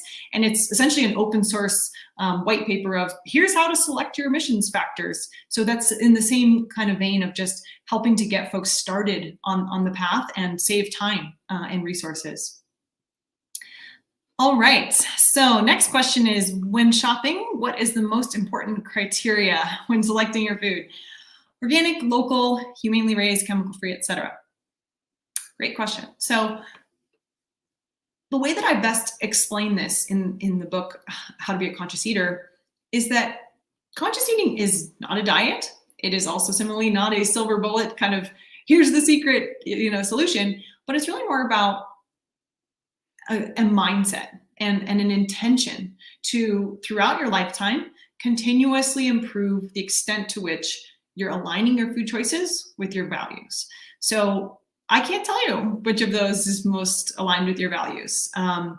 There are different reasons, different benefits to different types of criteria that you mentioned, right? So when possible, if I had to say one thing, it would be to find where there's the win-win-wins. At Stanford, we call this multi-solving. In the book, I really say it's that kind of sweet spot of the good for you, good for others, good for the planet. And the others is all those aspects of humanely raised, so it's animal welfare, but it's also worker conditions, wages, and the people, the hands that feed us. So the trifecta, if you will, is sort of the best possible case, but that's not always possible, right? You have to juggle competing priorities. And ultimately, we know that most people really aspire to eat in ways that do align more directly with their values, but there's other things getting in the way, time or cost, or not liking the taste, any number of other issues, access being a huge, broad area of a barrier. So my basic answer for you is just to kind of determine what's most important to you, and that may change over time, but to continuously raise your awareness of at least what the evidence shows us on these social, health, and environmental imperatives. Find where there's that multi-solving or win-win-win opportunity, which is there more often than not. And then when possible, at least try to make sure that it's addressing one of those three areas. Because if it's not good for you or the planet or others, is it really worth your hard-earned grocery dollars? So I think that we are at time, and I'm going to turn it back to our fabulous host. Catherine, thank you so much, and back to you. Thank you. Thank you so much, Sophie. That was amazing. I don't know how you have time to eat or sleep with all those different roles. I mean, incredible. And so much for us to think about, especially here at the University of Rhode Island. So we really appreciate you taking the time with us today. Thank you. As a reminder to our audience, please feel free to ask questions of our speakers today by accessing the URI Business Engagement Center YouTube and Twitter pages, as we've said. And if time allows, we'll be pulling questions from our audience to pose to our speakers. There will be many questions that we are unable to get to, and we'll make sure to post those on the Business Engagement Center website after the summit. And as you're going on your social media accounts, please post about the summit at hashtag Rhode Island Food Summit 23. So we're taking it now from national to local. We're going to be hearing from two of our local partners. One, Perry Rasso, the owner of Matunic Oyster Farm. One of my favorite restaurants is Matunic Oyster Bar. This is Matunic Oyster Farm. And Marta Gomez-Chiari, who's a professor here at the University of Rhode Island in fisheries, animal, and veterinary sciences. Today, they're going to be talking about an exciting new industry-university partnership and collaboration. Welcome, Marta and Perry. Thank you, Catherine. This is really a tough act to follow after Sophie, so we'll do our best to keep you entertained and informed about our local efforts. And I wanted to start with thanking Perry to be here with us. My pleasure. And let you know that this is a conversation, so we're looking forward to your questions. But I'm going to start the conversation with Perry, asking him how he got where he is. I started in commercial fishing, digging little neck clams and trapping eels. I rod and reeled for fluke for a while and did kind of all three, but digging shellfish wound up being what I was best at, and so I did that and through college, and wound up after transferring a couple times at University of Rhode Island studying marine biology, which turned out to be too much reading for me. So I took a fisheries and aquaculture course, and I was like, Dave Butel was the professor, a teacher of that course, and I really, he was a commercial fisherman as well. So that really resonated with me, and so I stuck with that major, and which is when I met you 20-something years ago. And let's not get into that. Well, I guess not get into numbers, right? So after I finished I was finishing my undergraduate degree. It was actually Coastal Fellows program I was in before that they offered to help with grant writing, and at the time Jack Reed had an aquaculture initiative to teach people about aquaculture to foster the acceptance of the industry in Rhode Island, and I was able to get that grant with the help of people at the Coastal Fellows Program and Jack Reed. And it was a grant that was a 3-year grant that helped me, put me in the field teaching about aquaculture, but also helped me start up a model 1-acre farm that could be toured by the public so they can see the realities of aquaculture and discuss the benefits of shellfish aquaculture, the environmental benefits. After 3 years, I was selling oysters all over the country, Boston, New York, Chicago, Philadelphia, Atlanta, DC, and I wanted to ensure the future of the farm. And this was winter of 2008, 2009, really a lull in the economy. And I never wanted to be in the restaurant business, but there was a restaurant on the water, the only commercial property on the water that had docks, and I wanted to ensure the future of the farm. So I bought this kind of rundown clam shack that had been a restaurant but had been closed for a few years. And I bought it just so I can keep my boats there to access the farm. And we opened July 1st, 2009, and it got incredibly busy. So I kept, working the restaurant and grew the restaurant. And then I was buying vegetables, local vegetables from local farmers, and I knew from farmers markets. And that's where I kind of adapted the farm to plate, idea. I remember the first time eating arugula from one of these local farmers and be like, what is wrong with it? It's so spicy. There's something wrong with it. And I just kept eating it and I loved it. And I'm like, so that at that point I really started to appreciate local food too. And but I couldn't get enough of the local produce from these farmers, so I wound up starting a vegetable farm about in 2011. I wound from there. Fast forward a few more years, purchasing the marina across from the restaurant where I actually lived when I was in grad school, and starting a pilot scale hatchery with the help of the University of Rhode Island to see if a shellfish hatchery in that location would work, and we had really good results. And now where we are today is with this partnership that we're going to build a full scale hatchery with University of Rhode Island, and that is exciting. That's really exciting because I think that hatchery not only helps the industry providing oyster seed, but it will also help a lot with research projects. So I wanted to ask you about some of the opportunities you think will come up from having the hatchery in Rhode Island. I know there's 2 other hatcheries in Rhode Island, but do you see a spot for yours, and what kind of things will it provide the industry? How will it help the seafood industry in Rhode Island? What I'm most excited about, is the alternative species that will be able to, I think bay scallops, they're in the wild. We can sometimes get seed, but we usually can't get bay scallop seed. And being able to grow bay scallops, I think there's a huge market, huge potential market for the farm-raised bay scallop. When they're available to be harvested locally in the wild here, I mean, people just go crazy about it. It's one of the tastiest things that I've ever had is a raw bay scallop. And so I love them. It's just really, really nice.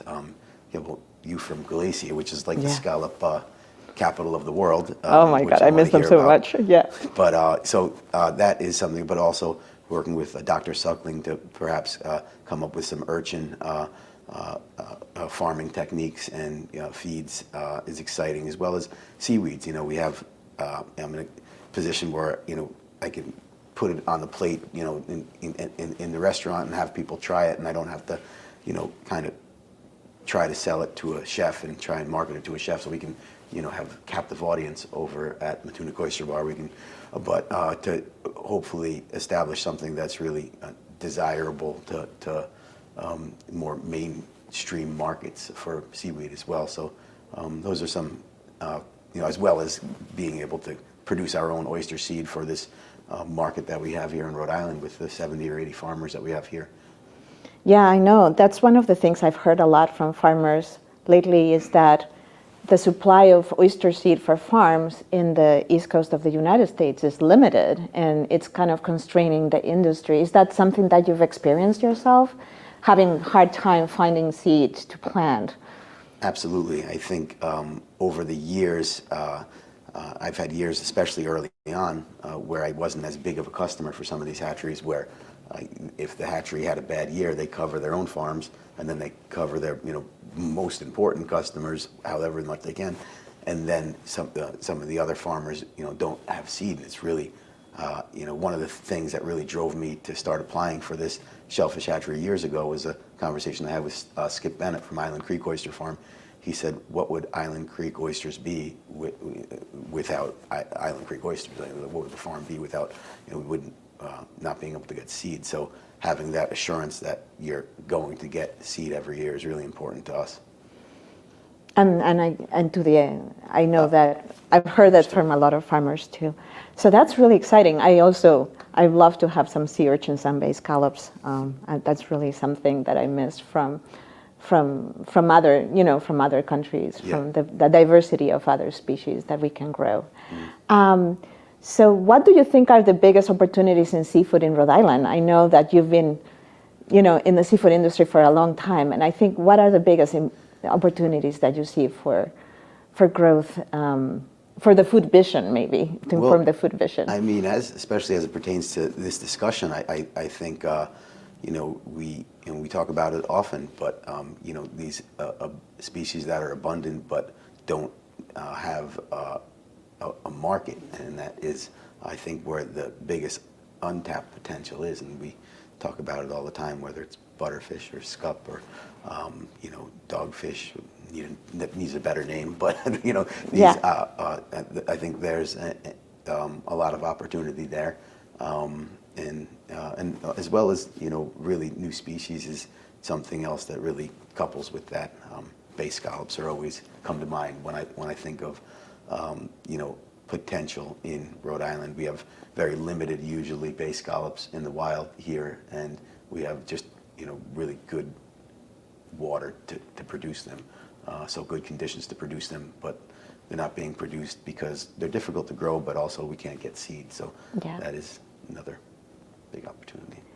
So what do you think are some of the challenges that research and development and the community can help with? Well, I think one of the biggest constraints the industry has experienced, I guess, support of local farmers, and I think that is something that I think anybody would get behind. However, the reality of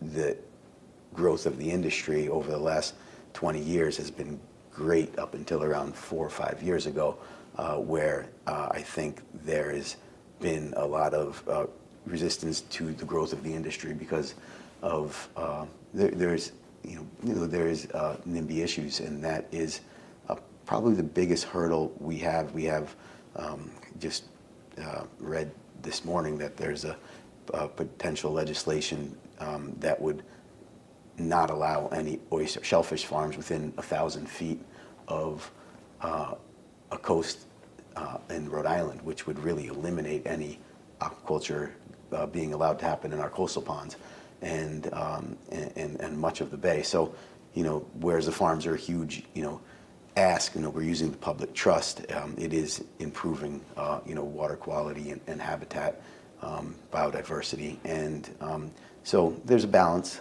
but there, we have to, I think that's probably the biggest restriction to the growth of the industry. So how can the university help in some of these issues, the social issues, but also maybe some biological issues? Well, as you know, when we have a problem on a farm, whether it's whether there's a mortality issue or a growth issue, being able to bring our product, or sample and have the university take a look at them and say, maybe it's a stocking density issue, or maybe there's a certain type of algae that's being taken in by the shellfish that's restricting the growth, or maybe you might want to try a different brood stock, seed stock, parent stock oysters. So that is something that over the years we've always been fortunate, and other farmers in Rhode Island have been fortunate to be able to, lean on URI to get answers to those questions. So one of the things that I think has been really, that to mention some of the things that Sophie was talking about, is the collective, the power of the collective. And one of the things that I found very supporting, very powerful from the shellfish industry is that it's an industry that serves small farms, mom and pop farms, family-owned farms. But the industry as a whole has formed a collective, the East Coast Shellfish Growers Association in the East Coast, and that has really provided them with more power to help the industry as a whole provide seafood. Could you talk a little bit more about the East Coast Shellfish Growers Association and how that collective has helped you and other farmers? Yeah, well, it's, having that, sounding board of other people that are in the same position, on their farms, or, hundreds of farmers on the East Coast being able to reach out to them and saying, hey, I have, this issue, does anybody know how to deal with it? And you get this, great, number of responses that people will have, some of them from academia, some of them on the farm, and they're all very useful. So this is, something that I think was modeled off the Pacific Coast Shellfish Growers Association that Dr. Bob Rowe started, I guess that was probably maybe 15 or so years ago, I'm guessing. But it's definitely been a really, helpful resource for me and other farmers to connect with each other, because, we go through our days and not, run into another person that has, shellfish farming, on their mind and at their work. But then you step into a room or a meeting, or can reach these people on a thread that have similar problems and thought processes. It's important.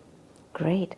I'm going to check if there's any questions for the public, just in case, to start the conversation. We'll keep talking. I mean, Perry and I can keep talking for a long time, but we also want to make sure that you're included in the conversation. So, please type your questions. So let's see. How did you get into where you are today? Oh, well, the love of food first, and seafood.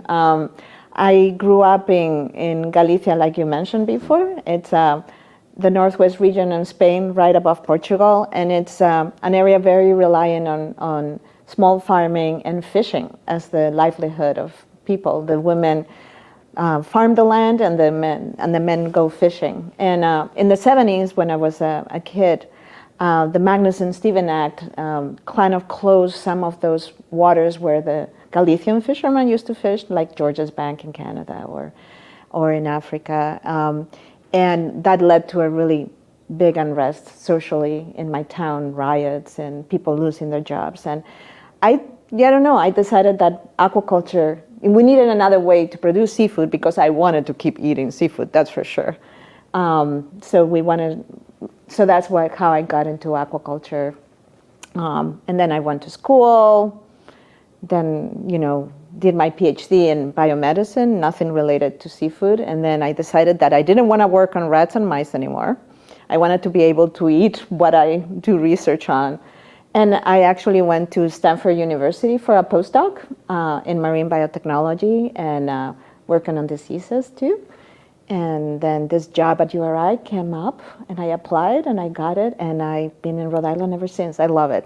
It reminds me actually of Galicia. We are in the same parallel. We have also the Portuguese that emigrated and came here, and they're from the fishing industry. So there's a lot of parallels between Galicia and Rhode Island. So I get this question a lot at the restaurant. What is the is farm-raised fish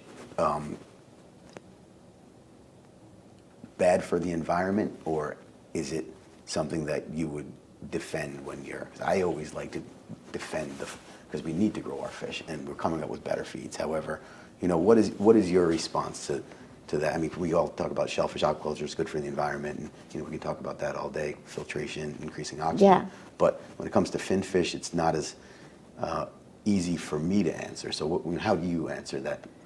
So I think it's we do need aquaculture if we want to eat seafood, because the fishing, we can't rely on harvest in the wild. That's terrible for our ecosystems. It's not sustainable. So we do require farming, and farming can be done well, and it can be done really badly. And it's all up to us to figure out the way to farm in a way that is sustainable, environmentally conscious, and provide food that is accessible and a good price. So there's definitely ways, as you start growing new species, there's always a learning curve of things that are good and bad, and you learn through the way, and that's where the research, that's what we want to do for research, is try to improve all those methods to make sure. But like you said, shellfish is a great option. We don't have to feed them. They clean the waters that with the nitrogen, we have those algal blooms that are not necessarily good for the environment, and shellfish farming helps us provide those benefits. So it's kind of a win-win situation. So decades ago, I remember throwing the butterfish into the fluke tanks in GSO, but what projects are going on with finfish or shellfish now at URI that you want to talk about? Yeah, there's some great projects. Terry Bradley's trying to close the production cycle of tunas, so we don't have to rely on tuna fishery to provide, tuna is a really popular seafood. So, but I also see that we have questions in here, and so Deborah asks, what is the proposed legislation that would limit shellfish farming? It is, as I heard last few weeks, and I read this morning that they would, the legislation would not allow farms to exist within 1,000 feet of the coastline in Rhode Island.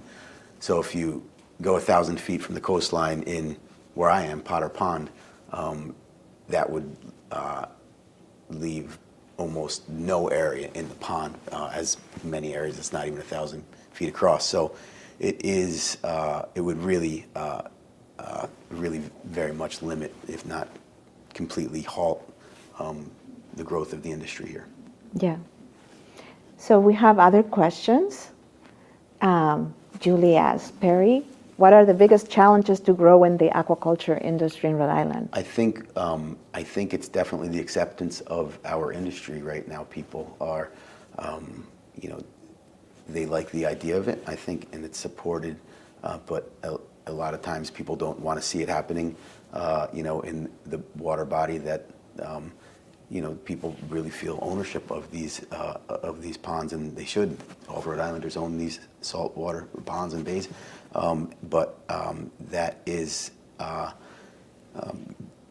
it's definitely the biggest challenge right now is getting acceptance and actually fighting off, legislation that would really limit the growth of the industry, like the previous comment there. So, and that's one area that URI and other, institutions in Rhode Island have been trying to address by having working groups. The waters of Rhode Island is a common, it's a common good for all of us, and there's many different users. And just managing how those different users use the bay and allowing for all those different fair access to all those different industries, not just marinas or the view or kayakers, but also farmers. Starting out 20 years ago when I started the and farm, fishing, it was, I think there was really negotiations with wild capture fishermen, especially shell fishermen, about where these farms would go. And there was, a lot of questions from shell fishermen's associations, and we worked together to figure those things out. And the industry grew as a result of it, and I think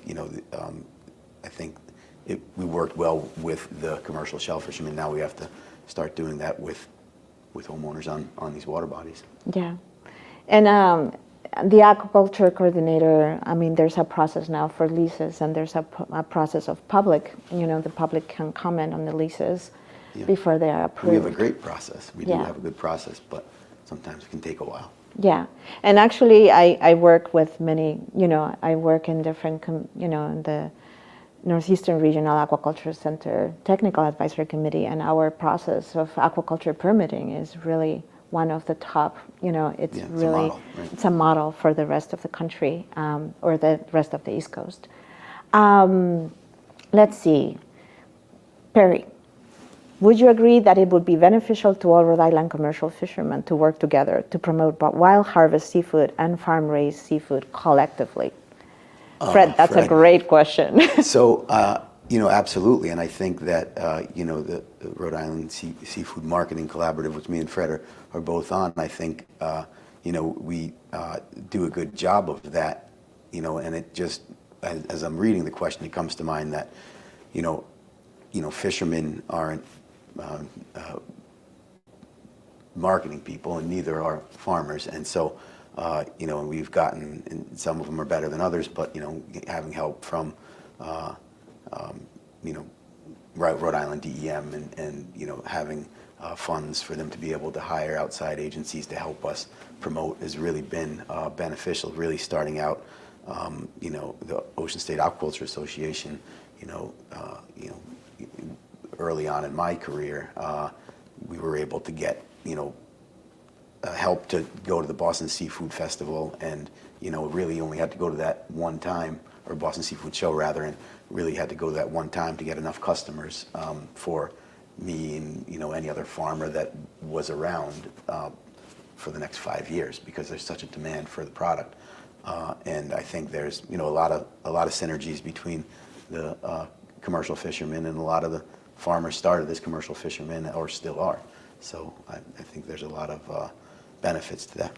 Yeah, and I want to add to that, and Fred knows this well. I mean, the oyster industry has grown because there actually was a need for production of oysters through aquaculture, since the wild populations of oysters really in Rhode Island are, were almost non-existent, or had really been really affected by, diseases and water quality. So the aquaculture kind of took the slack of, there was a vacuum there for production of one species in aquaculture. So aquaculture can complement what fisheries, maybe, there's species that you buy, their sustainably harvested come from, increases the options.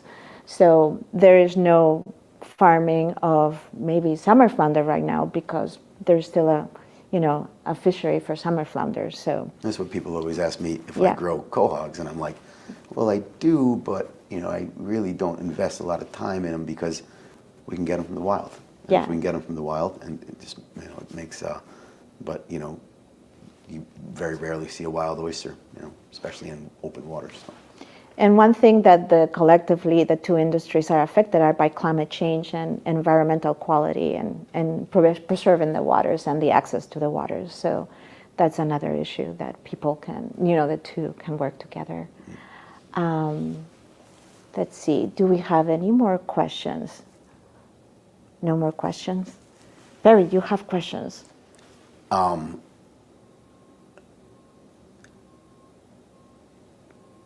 Let me see. I don't have any questions. That sounds good. That's good. So let's see. I think the biggest barriers to growing. I think we went through that one again before. I know we want to make sure that we answer all the questions. So Barry, what are you most excited about in the next year? So what do you think are some initiatives that will be fun? So the shellfish hatchery is really, really exciting for me. It's something that I've been working towards for several years, and now once linking up with you and the other folks at URI to get the project really moving, it is really exciting to have a shellfish laboratory right across the street from where I spend most of my time, which is the restaurant now, and adjacent to the oyster farm, where there's a lot of activity as well. So I am excited about that. Going to also be opening a retail location in Wakefield, where it'll be, I describe it as a seafood-centric eataly. It'll be certainly a seafood market, but hopefully preparing some other foods that we'll use in the restaurant, like breads and pastas, seafood dumplings, which is something that we recently put on the menu. And was excited and nervous about the new ventures, but that's pretty normal for me. So one thing we are really excited about the shellfish hatchery is the possibility of all those research projects that we can do, and some of them that we are looking forward to working with you in the hatchery is, I know the USDA Agricultural Research Services, which Senator Reed has been instrumental in supporting and getting the funding for.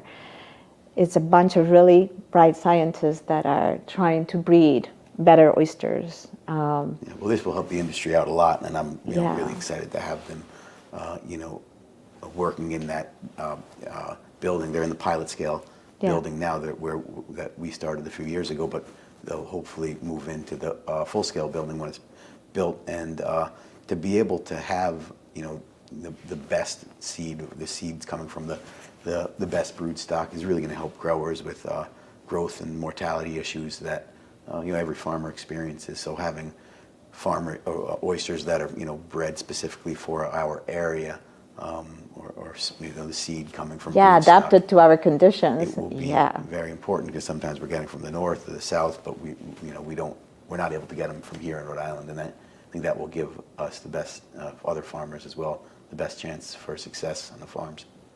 Thank you. I know, I'm really excited. And one thing I'm learning is that oysters are fascinating. Everyone, they seem like nothing, and they have an amazing ability to adapt to, they are really interesting.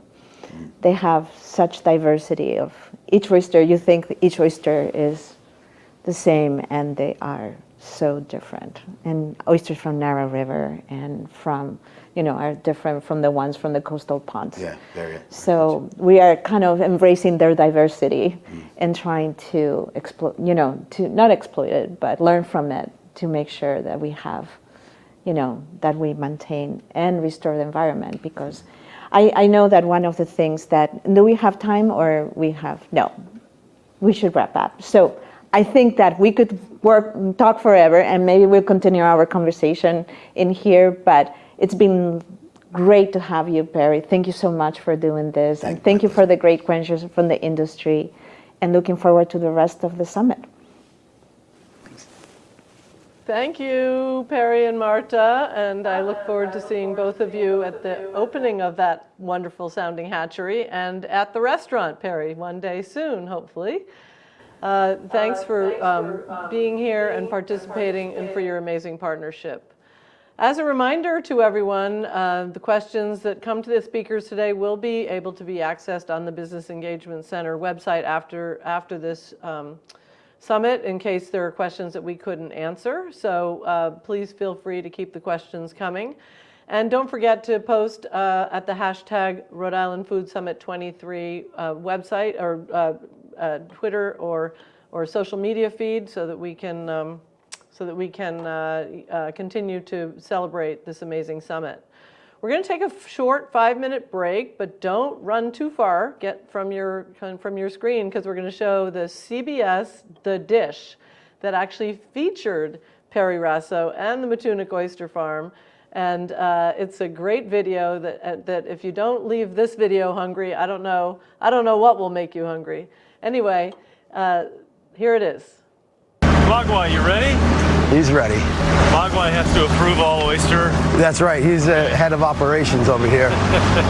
On a sun-soaked New England day, Perry Rasso took us to Potter Pond, just off but sheltered from the heaviest waves of the Atlantic. The ideal spot to harvest a food that is changing everything here: oysters. All right. Right off the deck of the boat. That's gives it an extra flavor. That's probably not the cleanest thing in the world, right? Not bad. Add that to the list. Rasso started fishing as a boy and digging little neck clams when he was 12. He graduated from the University of Rhode Island after studying aquaculture, then started a small oyster farm in 2002. So we got to leave them space to grow. Nice. You got little shrimps jumping around in there. Today, Rasso operates 7 acres of water farming with more than 16 million oysters, plus bay scallops. Really interesting animals. They have eyes. They have 32 sets of eyes on the top and 32 sets on the bottom. And you can see them. They're like little blue specks. Rasso has also built a huge nearby vegetable farm. So we have beets, salad greens, a couple varieties of kale. Over here we got our peppers and our tomatoes started, and salad greens over here, as well as the asparagus. All of which supply his restaurant, which has become a smash hit for diners across the East Coast: Matunic Oyster Bar. You're not a chef? No. You've never been a foodie? I've become a foodie. How was the raw bar feast over here? By now, though, Rosso has taken his broader message global, delivering TED Talks about the importance and sustainability of aquaculture to feed a crowded and hungrier planet. Shellfish farming is the epitome of sustainable agriculture. Aquaculture sounds like agriculture. Aquaculture is agriculture. And We're sitting here. You can sit here and look at where your food comes from. Line of sight. Right. It's important. I mean, we have, the vegetable farm and the oyster farms all within a mile of here. To be able to see, where your food is coming from, see the farmers coming in with the oysters, putting them right in the fridge and serving them right here. It's a unique thing, and I think oyster farm geek thought is, this incoming tide is delivering food to my babies out there. One of the great things about oyster farming is we don't have to feed the oysters; they eat the naturally occurring phytoplankton in the water. So this is delivering food to the animals. And it's lunch for them right now. It's lunch for them, and it's cleaning the water, so it's beneficial. There are a lot of people who come in who just won't eat oysters. Right. Do you make it your mission to try to convert them? Well, I do try to get them into oysters, and our oysters, the Matunic oysters, they're petite oysters, so they're not big, so they're a little bit more palatable for someone who might be a little wary of eating oysters. It's almost like a gateway oyster. The gateway oyster is what I like to call it. That's right. Rosso has built his menu slow and steady, the breadth of which we were able to sample, starting, of course, with oysters. So these are the Matunics right here. Those are the ones we farm raise out in Potter Pond. I'm digging in. Yeah, try one of those.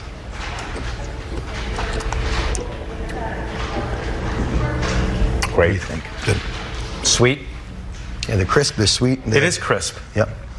To accompany Rosso's bestseller, we also had a Matunic special, passion fruit oysters, with salmon eggs and cucumbers soaked in sake. If you prefer your oysters cooked, there were the bourbon oysters. Also an asparagus and tomato salad with vegetables from his farm and a local seafood salad.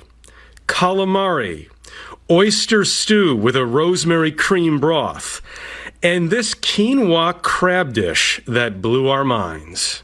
Look at this sucker. So you've got quinoa, avocado, crab, a drizzle over the top is... We have lemon zest aioli there.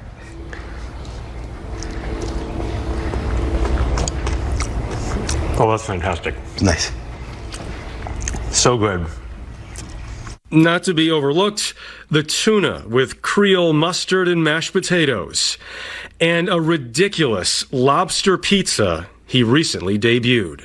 So pizza we put on the menu during COVID. I was researching what's the most popular takeout food, pizza. And so I said I wanted to make the best seafood pizza in the world. And I think we might have come close to it. We got some prosciutto, some truffle, some arugula on there. It's really delicious. It should be illegal. This is crazy. How good. It really is. That pizza is. Absurd. For dessert, there was a blueberry crumble and a Matunic signature, key lime pops. The full scale of Rosso's creation here is amazing, even though he still feels like the little kid scrapping for clams just to make a few bucks. You talk about this a lot, about your fear of failure, of not succeeding. Do you still feel that way? Yeah, absolutely. You're never satisfied. I don't, like to think of myself as someone who's never satisfied, but the reality might be that, yeah. And in the end, people get a healthier ocean because of it, and good food. Yeah, there's definitely... So we should enjoy your pain. We can enjoy it because Jeff made sure, as did Marcy Waldman, that we had this and sent straight. We've got the lobster, the oysters, the gateway oysters, as they were described. I love that. Some of this key lime pop and a beverage, of course. Wonderful. Cheers! Oh, cheers! Cheers to that and to. Clink, clink, clink, clink. Yeah, clink, clink, exactly. clink, clink. I just love.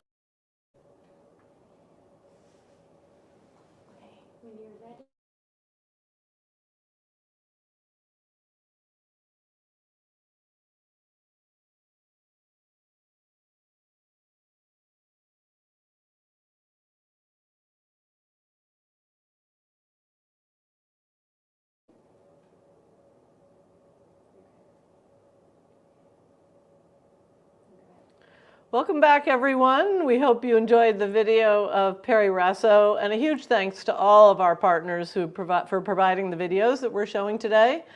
Because there's so much information that you're getting today, we just want to make sure we let everybody know that we're hosting several breakout sessions after the Food Summit. They'll be held in person between February and May, and that will help us dive deeper into some important issues for our food system. These presentations today will help sort of jumpstart the conversation, but we are going to do a deeper dive going forward. So in that light, we've got some short presentations for some of the breakouts that are about to be happening. And our first presentation is from another proud URI grad, Ken Ayers. Ken is the Chief of Division of Agriculture and Forest Environment at the Department of Environmental Management. We're going to hear from Ken about the breakout session called Preserving and Growing Agriculture and Seafood Industries. Welcome, Ken. So thanks, Catherine, and it's always a pleasure to participate each year in the session, which we've been doing for many years. And as Catherine mentioned, this is a chance to get a little bit more into the weeds about what it takes to really achieve those goals that we share for a local food system, sustainable, local, and that supports and lifts up values diversity and supports our local farmers and fishers. The session that I will lead with Julie Stelmazik, supporting our farmers and fishers, just as a heads up, probably will be combined and be back-to-back with the Farm to School session that Jessica Petrolio is going to lead from Department of Education, most likely in March. So there'll be a chance to participate both those same day back-to-back sessions, and we'll provide further information on that. Really, what we're trying to achieve here is look at these goals that we have from the perspective of a farmer or fisher. The world that they operate is often very different than the one that we do as supporters or eaters. Their future viability is often very dependent upon very practical things: the cost of fertilizer, the cost of fuel, neighbor complaints about what they're doing, the day they're eating their crops, access to markets, and whatnot. So we want to hear from them. It's particularly important that they're there, and we'll make sure that we're inclusive, as we always are with farmers and fishers, as we develop and support these goals. And we build the support system around those goals. And acknowledge the fact that we have to keep that population base strong, viable, and part of our future. It's a very small group of people when you think about it, both nationally and in Rhode Island. Probably talking about 5,000 to 6,000 people total that are our primary producers in this state. And they have their set of challenges, but without them, we can't achieve the goals that we're trying to in terms of a strong food system going forward. Our goal is not one that is siloed or only Rhode Island.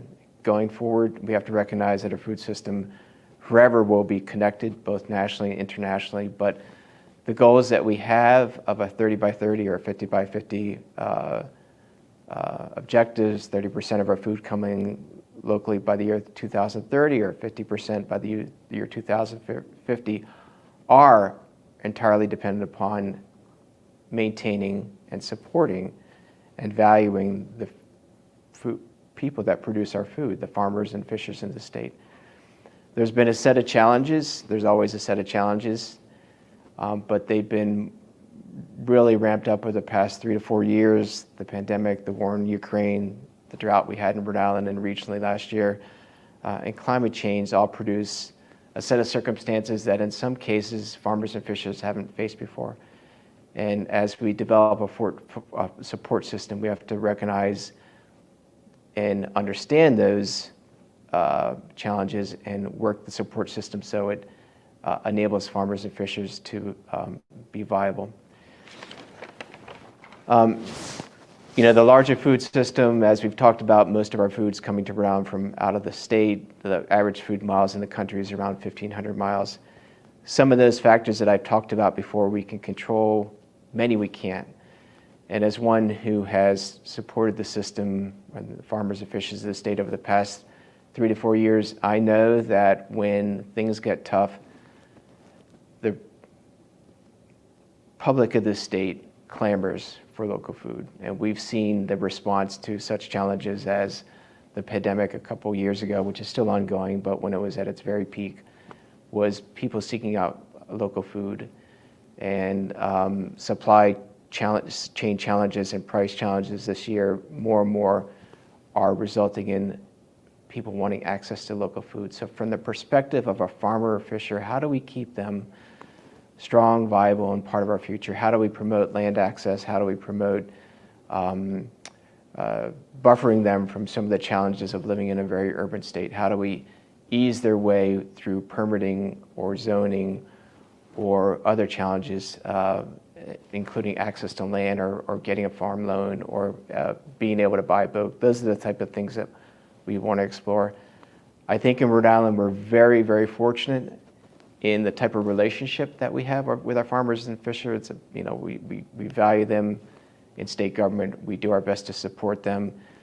We're fortunate with all the money that's flowing into Rhode Island from the federal government and state government in terms of the ability to make change. I've been at this job for 35 years and I've never seen the opportunity that we have, like right now, to use federal money to impact the system, and we are hard at that. And I think over the past year or two, as Julie had mentioned, we're making changes that, or have the potential that we've never seen before. So we want to do this right, and we want to do this in such a way that we're not creating gaps in the system going forward. And I think as these programs take hold and mature, we'll see less and less of those gaps. But it's particularly important that we explore that, understand that, and are sensitive to that, and recognize that all that we've talked about is very much dependent on this rather small group of people who produce the food for us. And understanding the lives that they live and the challenges that they have and the value that they have for Rhode Island is critically important. I'm bullish about this. I think there's great potential, and I think we will achieve that.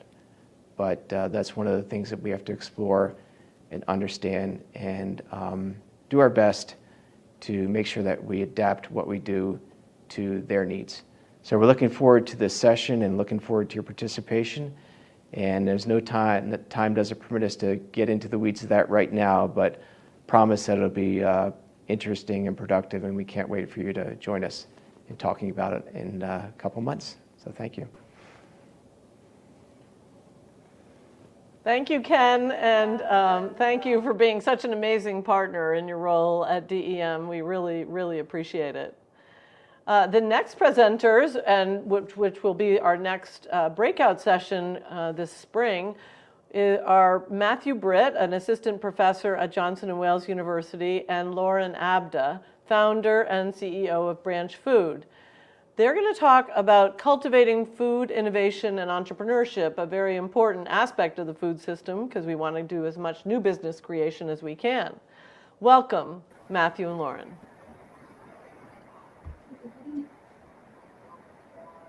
Hello. So Lauren, you want to start off with some introductions? Absolutely. Well, I'm so thrilled to be here today. Thank you so much to Catherine and Sharon and Katie for all of your work pulling this fabulous event together. It's a wonderful way to kick off the new year talking about food and all that we're doing to be able to support innovation and entrepreneurship in Rhode Island and beyond. So a bit about Branch Food. I'm the founder of Branch Food. We are a launch pad for food innovation, and we work to really bring together all corners of the industry through shared events, advisory support, investments, and workspaces to support ideas that are transforming the food industry. Since 2015, we've built a community of over 18,000 innovators globally and worked with over 800 high-growth food and agri-food tech startups, both nationally as well as around the world. We also run an investment network, Branch Venture Group, that funds emerging food-related startups and currently have 15 portfolio company investments that are building new products, technology, and services to transform the future of food and really bring forth a better, more sustainable food system. We have offices in Boston, where we were founded, and now Providence, where we launched late last year, thanks to the wonderful collaboration and support from Rhode Island Commerce. And we're excited, very excited to be expanding our work and building on our work this year in the Ocean State.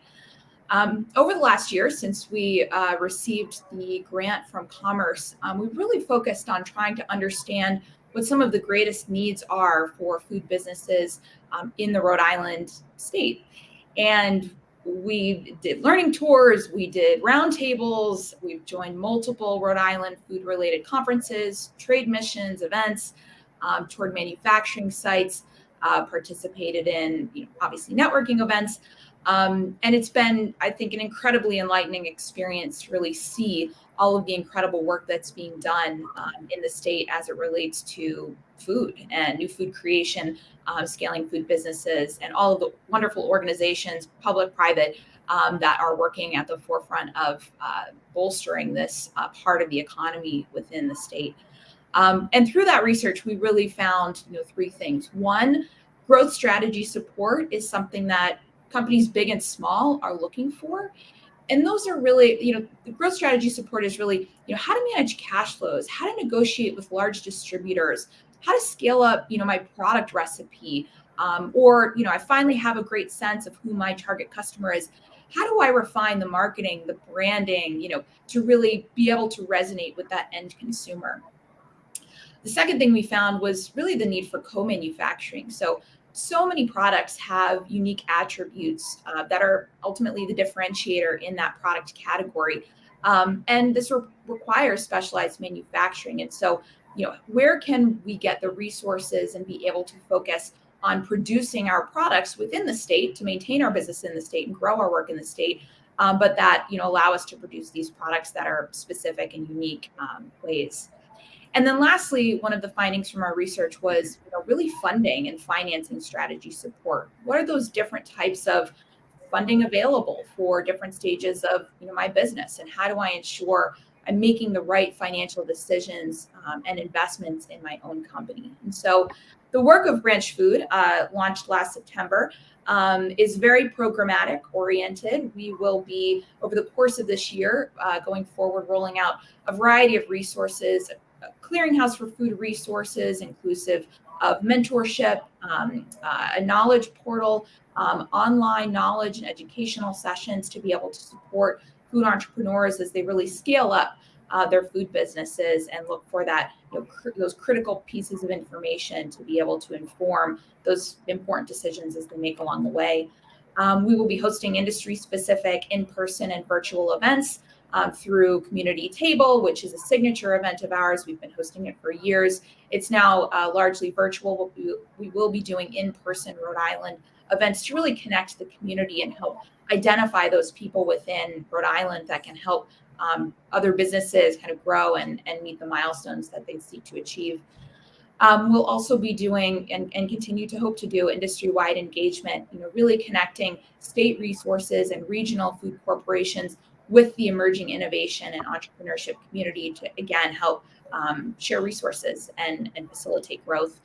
And lastly, community activation. It's one of the things that we do a lot of here in the greater Boston area, but providing something as simple as introductions to the right people at the right time for businesses as they really seek to achieve their goals, and in most cases put the money to work that they've raised to continue growing their businesses. So we look forward to doing all of that, and you can learn more about our work at branchfood.com and branchventuregroup.com, or branchfood.com, which is our community-focused work, and branchventuregroup.com, which is our investment-related work. Our activities are local as well as global, and so we look forward to supporting the people building these businesses that are shaping the future of food. And with that, I'll turn it back over to you, Matt. Thanks, Lauren, and that's inspiring. And I'm so excited to be partnering with Branch Food on our session, which is going to be held on Tuesday, April 11th from 9 to 10:15 in the morning at the Johnson & Wales Harborside campus right here in Rhode Island. So my name is Matt Britt. I'm an assistant professor at JWU, and I'm directly connected to our sort of food innovation and entrepreneurship angle that the university has leaned heavily into. Our session that we're going to do on the 11th is going to really leverage industry experts to engage them in an interactive discussion to discuss things across the food system on how emerging businesses can access and leverage resources within their local ecosystem. So everything Lauren just talked about, we're going to really lean into that. We're going to have experiences and conversations to help emerging entrepreneurs really take those first or second steps with minimal risk, which was really inspiring. At JWU, our food innovation world kind of lives within our Center for Entrepreneurship, along with the College of Food Innovation and Technology, which I'm a member of, faculty member of.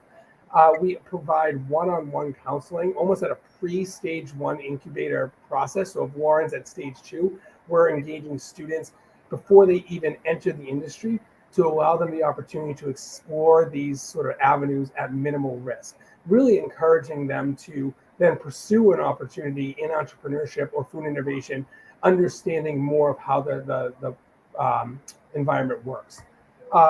We provide students with unique opportunities to promote and engage in their own innovation projects. We create contests that are sponsored and really lean on industry experts. We have several food innovation entrepreneurs in residence that share curriculum time with us, and they allow students the opportunity to create their own projects and to pitch them to industry experts for the chance to win cash prizes or to get notoriety or even networking opportunities. We have amazing internship opportunities where students can participate in real world entrepreneurship entities to gain experience, better preparing them for the future. And then we also have so many other programs that are leaning heavily on this idea of innovation and entrepreneurship that maybe don't directly connect to food, but have their ways of sort of preparing students to embrace food, as JWU usually does. One example of that would be our campus entrepreneurship. We are really training students to go out and to capitalize and explore and succeed within this emerging and, dare I say, budding industry, and how that can connect to food. So we're really excited to partner with Branch Food and be fortunate to participate in the URI Summit and to provide these opportunities on the 11th of April.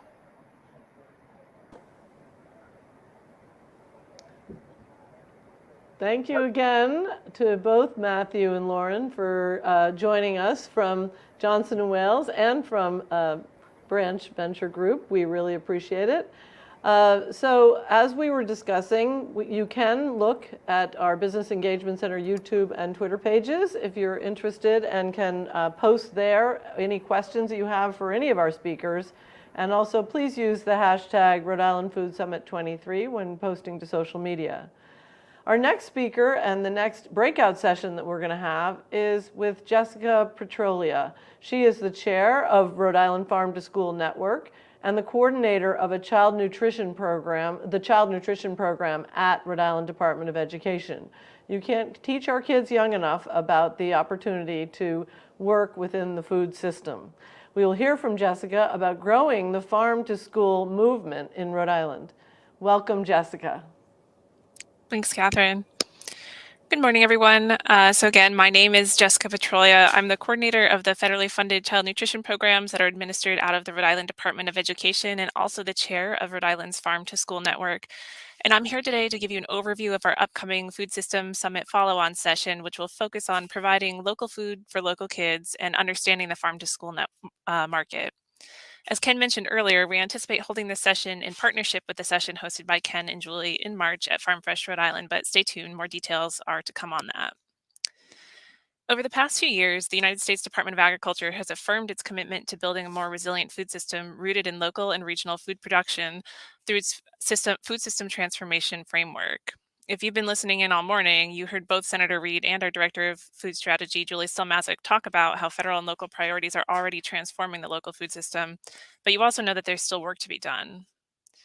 The goal of the Federal Food System Transformation Framework include building a more resilient food supply chain that provides more and better market opportunities for consumers and producers while reducing carbon pollution, creating a fairer food system that combats market dominance and helps producers and consumers gain more power in the marketplace by creating new, more, and better local market options, making nutritious food more accessible and affordable for consumers, and emphasizing equity.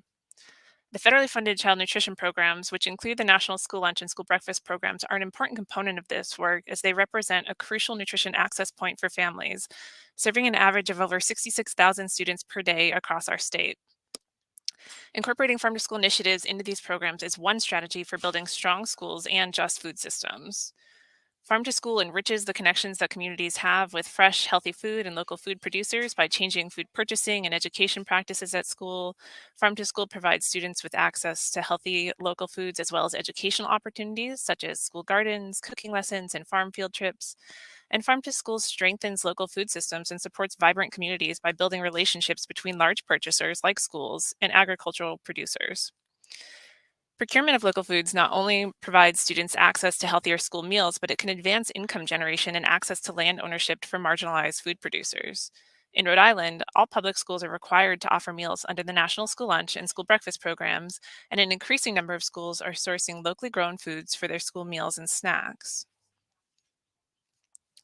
Pre-pandemic, these federally funded school nutrition programs brought in just about $62 million in revenue, $42 million of which represents federal funding coming into the state.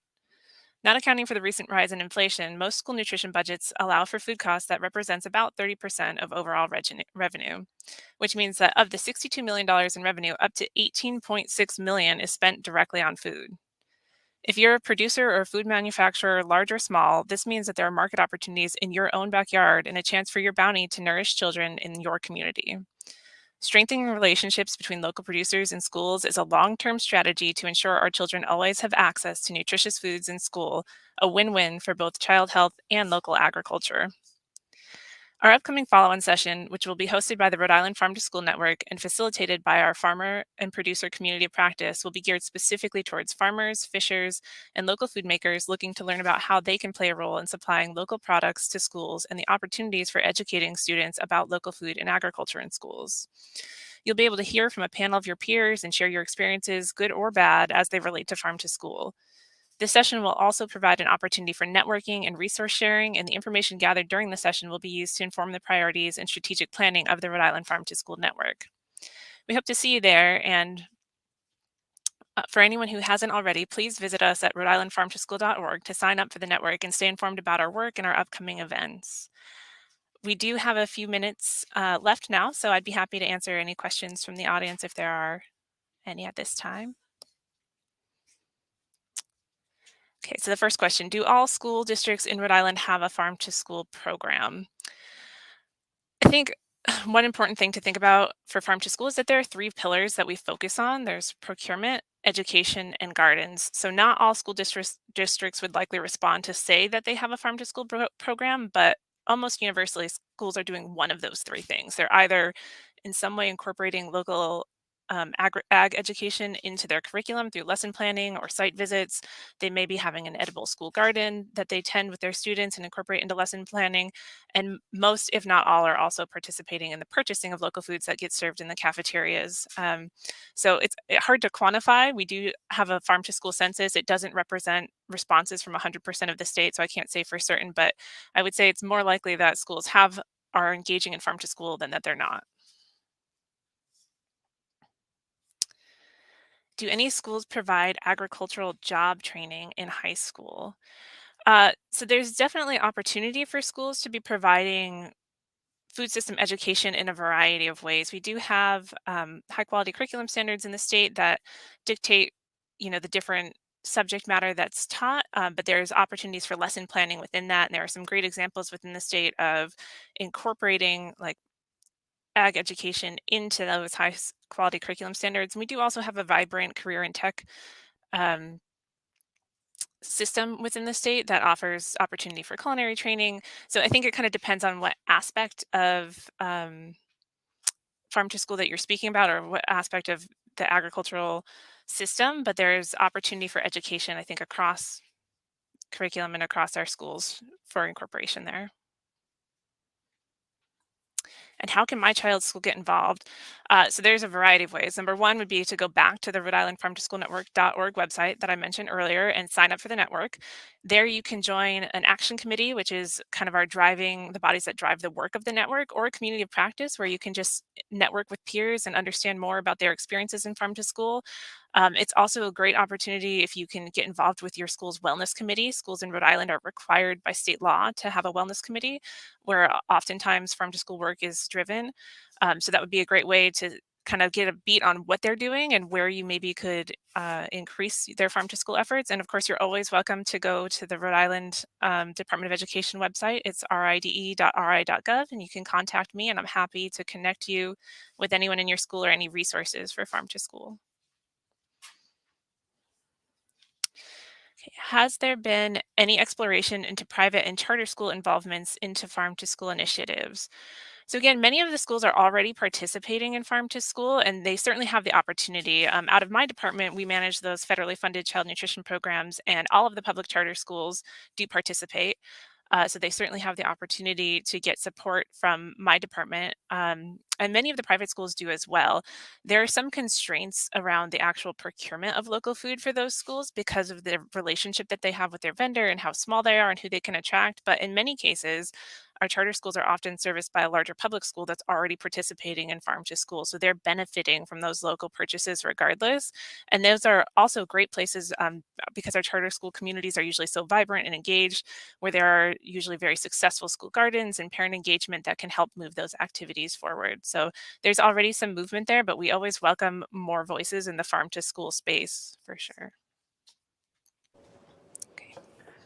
Thank you very much, Jessica. Such interesting information, and we look forward to your breakout session. Lastly, or the last breakout session, not quite lastly, the last breakout session will be presented by one of our very close partners, Shannon Brawley, the Executive Director of the Rhode Island Nursery and Landscape Association, better known as RINLA, and Shayna Cohen, Senior Consultant at KKP. We're going to hear from Shannon and Shayla today about growing good food jobs. Workforce development is one of the most important things we can provide in terms of this sector, and so we're excited about their partnership. Welcome, Shannon and Shayna. Thank you, Catherine.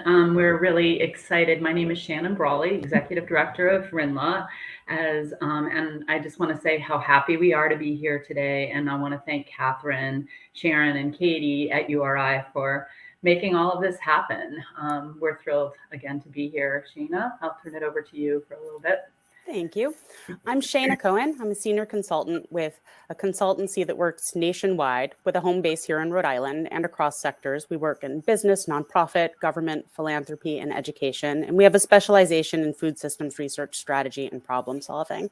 I've been working over the past 5 years with Shannon and the Rhode Island Nursery and Landscape Association. And we're here today to discuss the workshop that we're co-hosting as a follow-on to today's Food Summit on February 16th at 4 p.m. at the URI Alumni Center and online. Our workshop is called Good Food Jobs, Cultivating People to Elevate the Food System. It's a panel and networking opportunity. And here's what it's all about. As we've all seen over the past 3 years, the nation's cultural and economic experience of COVID, of massive supply chain disruptions, of the Great Resignation, has brought sweeping changes to the nature and experience of work in America and in the food system. And more, we're all seeing people who are leaving undersatisfying jobs behind in search of work with businesses and organizations that have a mission, vision, and values that align with their own, where they have opportunities for professional growth, where they're cultivated as full human beings, and or where the products, processes, or programs in question contribute to environmental sustainability, to vibrant local food systems, to social justice, and to equity. The Good Food Jobs workshop that we're hosting in February will bring together employers and employees from across the Rhode Island food system and across food supply chains, representing a range of business sizes, a range of organizational structures, and a range of perspectives. And together we'll explore a range of tangible and tactical approaches to investing in people as an investment in a business, and more broadly, investing in people as a way of investing in the state's agriculture and food industries.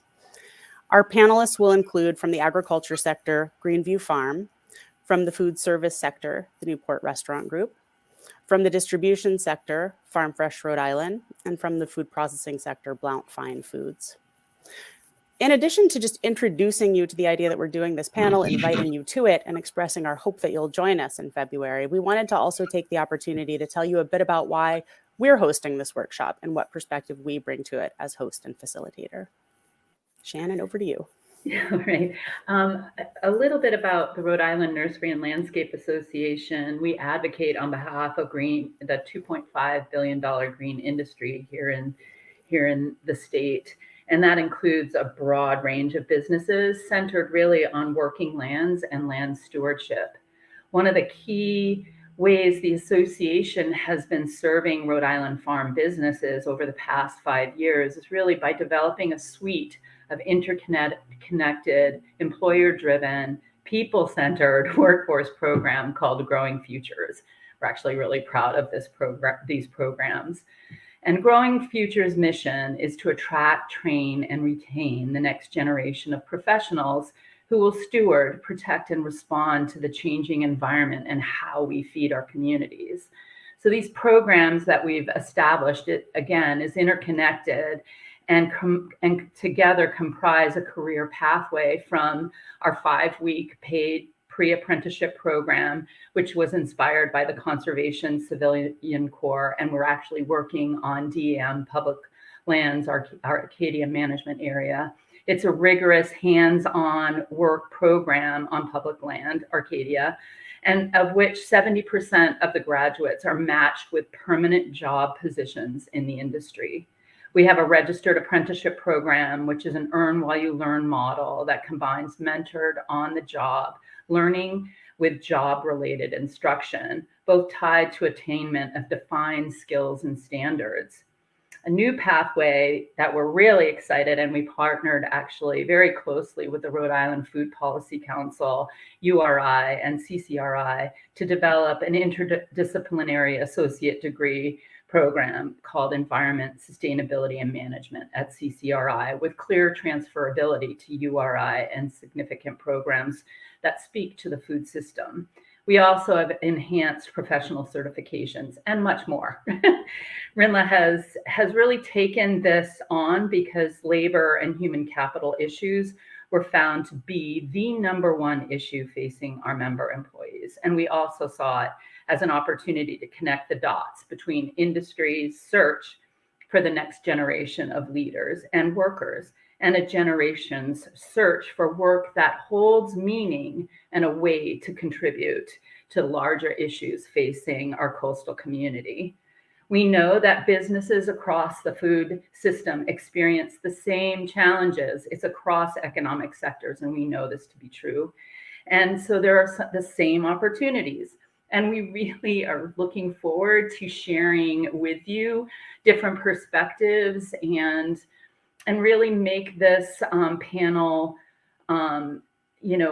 provide you with some tools and useful. But I'm going to turn it back over to Shayna so she can wrap this up. Thanks, Shannon. So that perspective of building the Growing Futures programs that Shannon described together over the past 5 years is really the underpinning of why we're doing this panel. It will underlie the questions that we ask of our cross-supply chain panelists, and it will underlie the discussion that we look forward to hosting with many of you.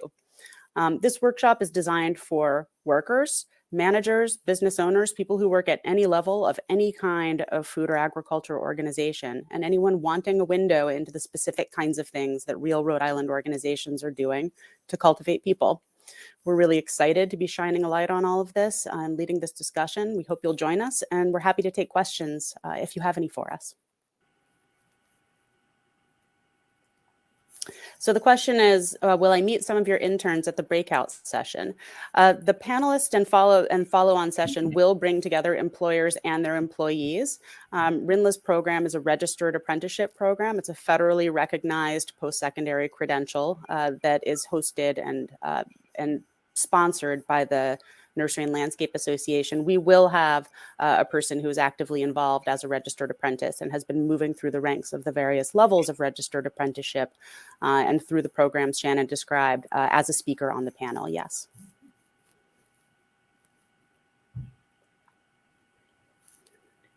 Shannon, do you want to field this one? Sure. It really is across the board in terms of pay rate, but you will find for beginning level in the industry, it could be anywhere from 15 to 18, and depending on the industry sector, it's as high as $20 to $25 an hour. It really is, we've learned, very different across industries. But we will talk more about pay rates. What does a benefit package look like? What are we finding people looking for? So we will address this issue. And how employers can transparently create expectations and pathways to wage growth over time. Exactly. Is another piece of registered apprenticeship and all the different models we'll be talking about. Thank you for that question. Thank you, Shannon and Shayna. That was great. And we look forward to your breakout session. Actually, their breakout session will be our first breakout session. It'll be in February. The full slate of breakout sessions will be posted at the end of this summit and then again on our website. To thank you again. To close out the day, I'd like to introduce Terry Gray. Terry is the director of the Department of Environmental Management. Director Gray has kindly offered to join us today and sort of unpack all the different things we learned today. Once Director Gray finishes up, we have another fabulous video to show about RINLA's work, as well as we will drill down on the various breakout sessions that we have planned. But in the meantime, welcome, Director Gray. Hi, good morning. Thank you, Catherine. Thank you to URI and all the organizers for putting together this session this morning. I'm sure that there was an unbelievable amount of information that was delivered to everyone, and I can say that confidently because I've been involved with the food and nutrition sector for just a short amount of time, about 18 months since I took over as director of DEM, and man, there's so much going on and there's so much to learn and so much passion and energy and activity that it's just amazing to see that. So one of the duties that I have is to chair something called the Interagency Food and Nutrition Policy Council, or IFNPAC. It's kind of an interesting acronym, but it's a good one. And I got recruited to do this when Dr. Alexander Scott left the health department, and I was named acting director of DEM. They kind of happened at the same time. So both Ken Ayers and Julie Stelmazik, two of our stars in the food world, tag teamed and recruited me to chair IFNPAC. And if you know those two, you know you don't say no when they ask you for something. So I've been the chair for a while now, and I've really been learning what an amazing network Rhode Island has and how much collaboration goes on. Now, IFNPAC is an organization of state agencies. And when you look at these state agencies involved, it's a pretty amazing lineup. Obviously, you have DEM, the Health Department, Commerce RI, the Department of Education, Healthy Aging, Health and Human Services, the Department of Administration, and the Department of Corrections. And I'm probably leaving out others, but it's a super powerful group of people that touch a lot of Rhode Islanders. And when they come together, they partner with these amazing organizations outside of government, like the Rhode Island Community Food Bank, the Food Policy Council, RINLA, the Rhode Island Healthy Schools Coalition, and many others. And that is compounded all by our academic institutions, and they really help out in supporting the whole network. And what they bring together is this power of collaboration. And that's something that's special in Rhode Island. It's a small place, it's a tight-knit community, and we can all work together. We know each other, we work together with each other, and you can really get something done, which is important.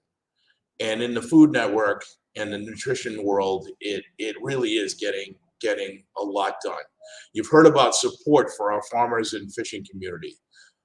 In DEM, we have Ken and his unbelievable team in our Division of Agriculture, but we also have teams in marine fisheries, teams that run the Port of Galilee, teams that run our shell fishing program, and all of those are important contributors to our food network here in Rhode Island.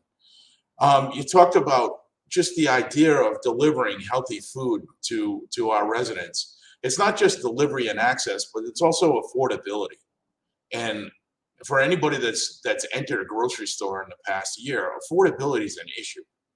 And the idea of just making sure people have access to great locally grown or locally caught food and their ability to pay for that food and bring it home to their families is amazing. When we're looking at this, we're servicing kids, we're servicing seniors, we're servicing families. That's the lifeblood of our state.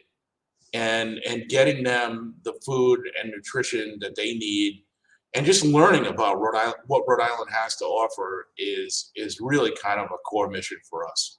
So I want to thank everybody for attending today. Thank you for all your support for making this amazing network happen. And I guess we'll close it from there. Thank you.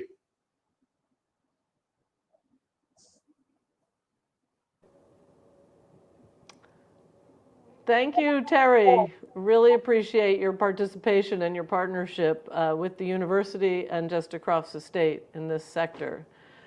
Well, we have one more video to share with you about the amazing work that RINLA is doing in workforce development, and so take a look at this.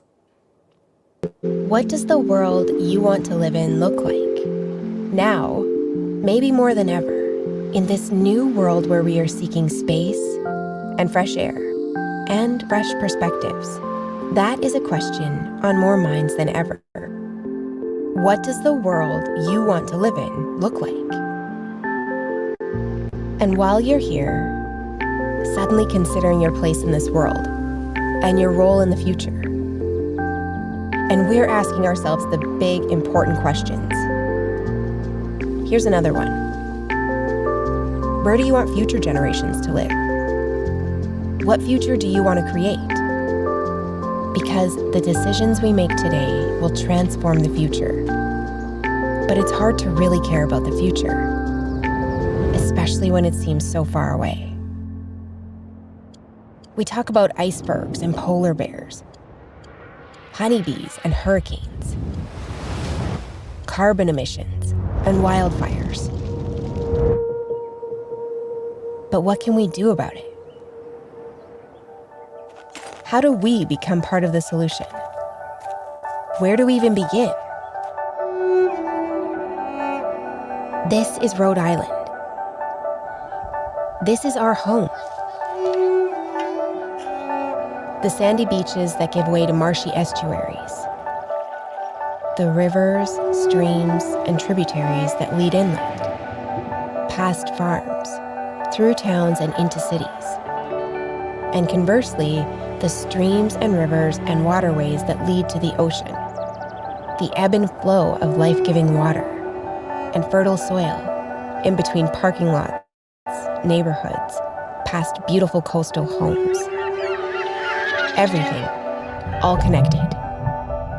This ecosystem is the slow and patiently powerful work of eons of geological processes coming together to give us this: abundance, beauty, and an overwhelming responsibility to take care of it. To understand the history of this place, and to not just improve, but to unearth this potential that surrounds us. To give more than we take. To innovate. To protect. To restore. And to learn from the generations that came before us. To stay in Rhode Island. To be a guardian for this small but wonderful place.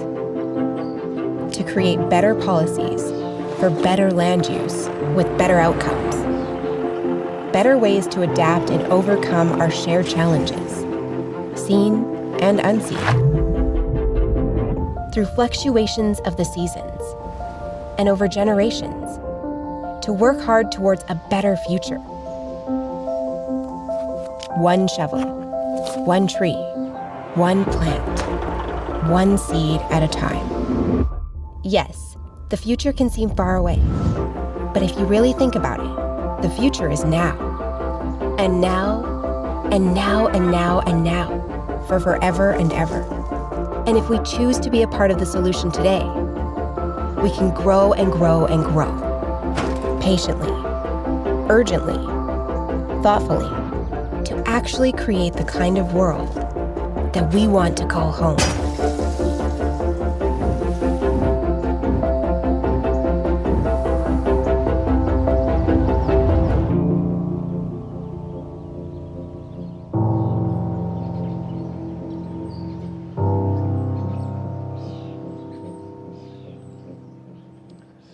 I just love that video with all its beautiful imagery. It makes me appreciate the state that we all live in and have grown to love. Before we go, I want to remind you about the breakout sessions that we have coming up. As you've heard today, we are pleased to partner with several local organizations to offer several in-person breakout sessions around topics essential to our food system. The breakout session dates are here on the screen. February 16th, we're going to be featuring the RINLA Grow Good Food Jobs, easy for me to say, cultivating people to elevate the food system. That will be from 4 to 5:15 right here at URI, in fact, in the building that I'm sitting in right now, the Alumni Center. The next two events will be on the same day in March. We're determining the date at this point, but it will be at Farm Fresh in Providence, Rhode Island. We'll be back in touch with that date as we get closer. The dates will all, by the way, be posted on the Food Center website at URI. And that the date to be determined will feature both the Cultivate Food and Innovation, and that'll feature local food, farm to school, as well as preserving and growing agriculture. So those two breakouts will be on the same day in Providence. The last breakout session on April 11th will be accelerating food innovation and entrepreneurship, and that will be with Johnson & Wales and Branch Food, as you heard, and that will take place at the Johnson & Wales Harborside campus from 9 to 10:15. But no need to write all this down because it will all be posted on our website. And as someone who attended the Food Summit and is on our list, you will get more information as we post the dates and times on the website. We also invite you to continue to follow us on Twitter and LinkedIn, as well as the Business Engagement Center and the Food Center. This recording will be posted on the website shortly. And I'd like to take a minute to thank our amazing event staff. My team, Sharon Pavignano, Katie McGuinn, Patty Gross, and Dino Audiello, as well as the amazing team from the Inner Space Center, Alex DeCiccio, Ryan Campos, Jessica Cowblain, and Patrick Flanagan. We are so grateful for them for making this event possible. Thank you, everyone, for attending the 2023 Rhode Island Food System Summit. This is just the beginning of the 2030 food strategy that Julie and the Commerce team are planning, and we'll hope you'll join us at one of the many summit events that follow. We'll see you soon. Thank you.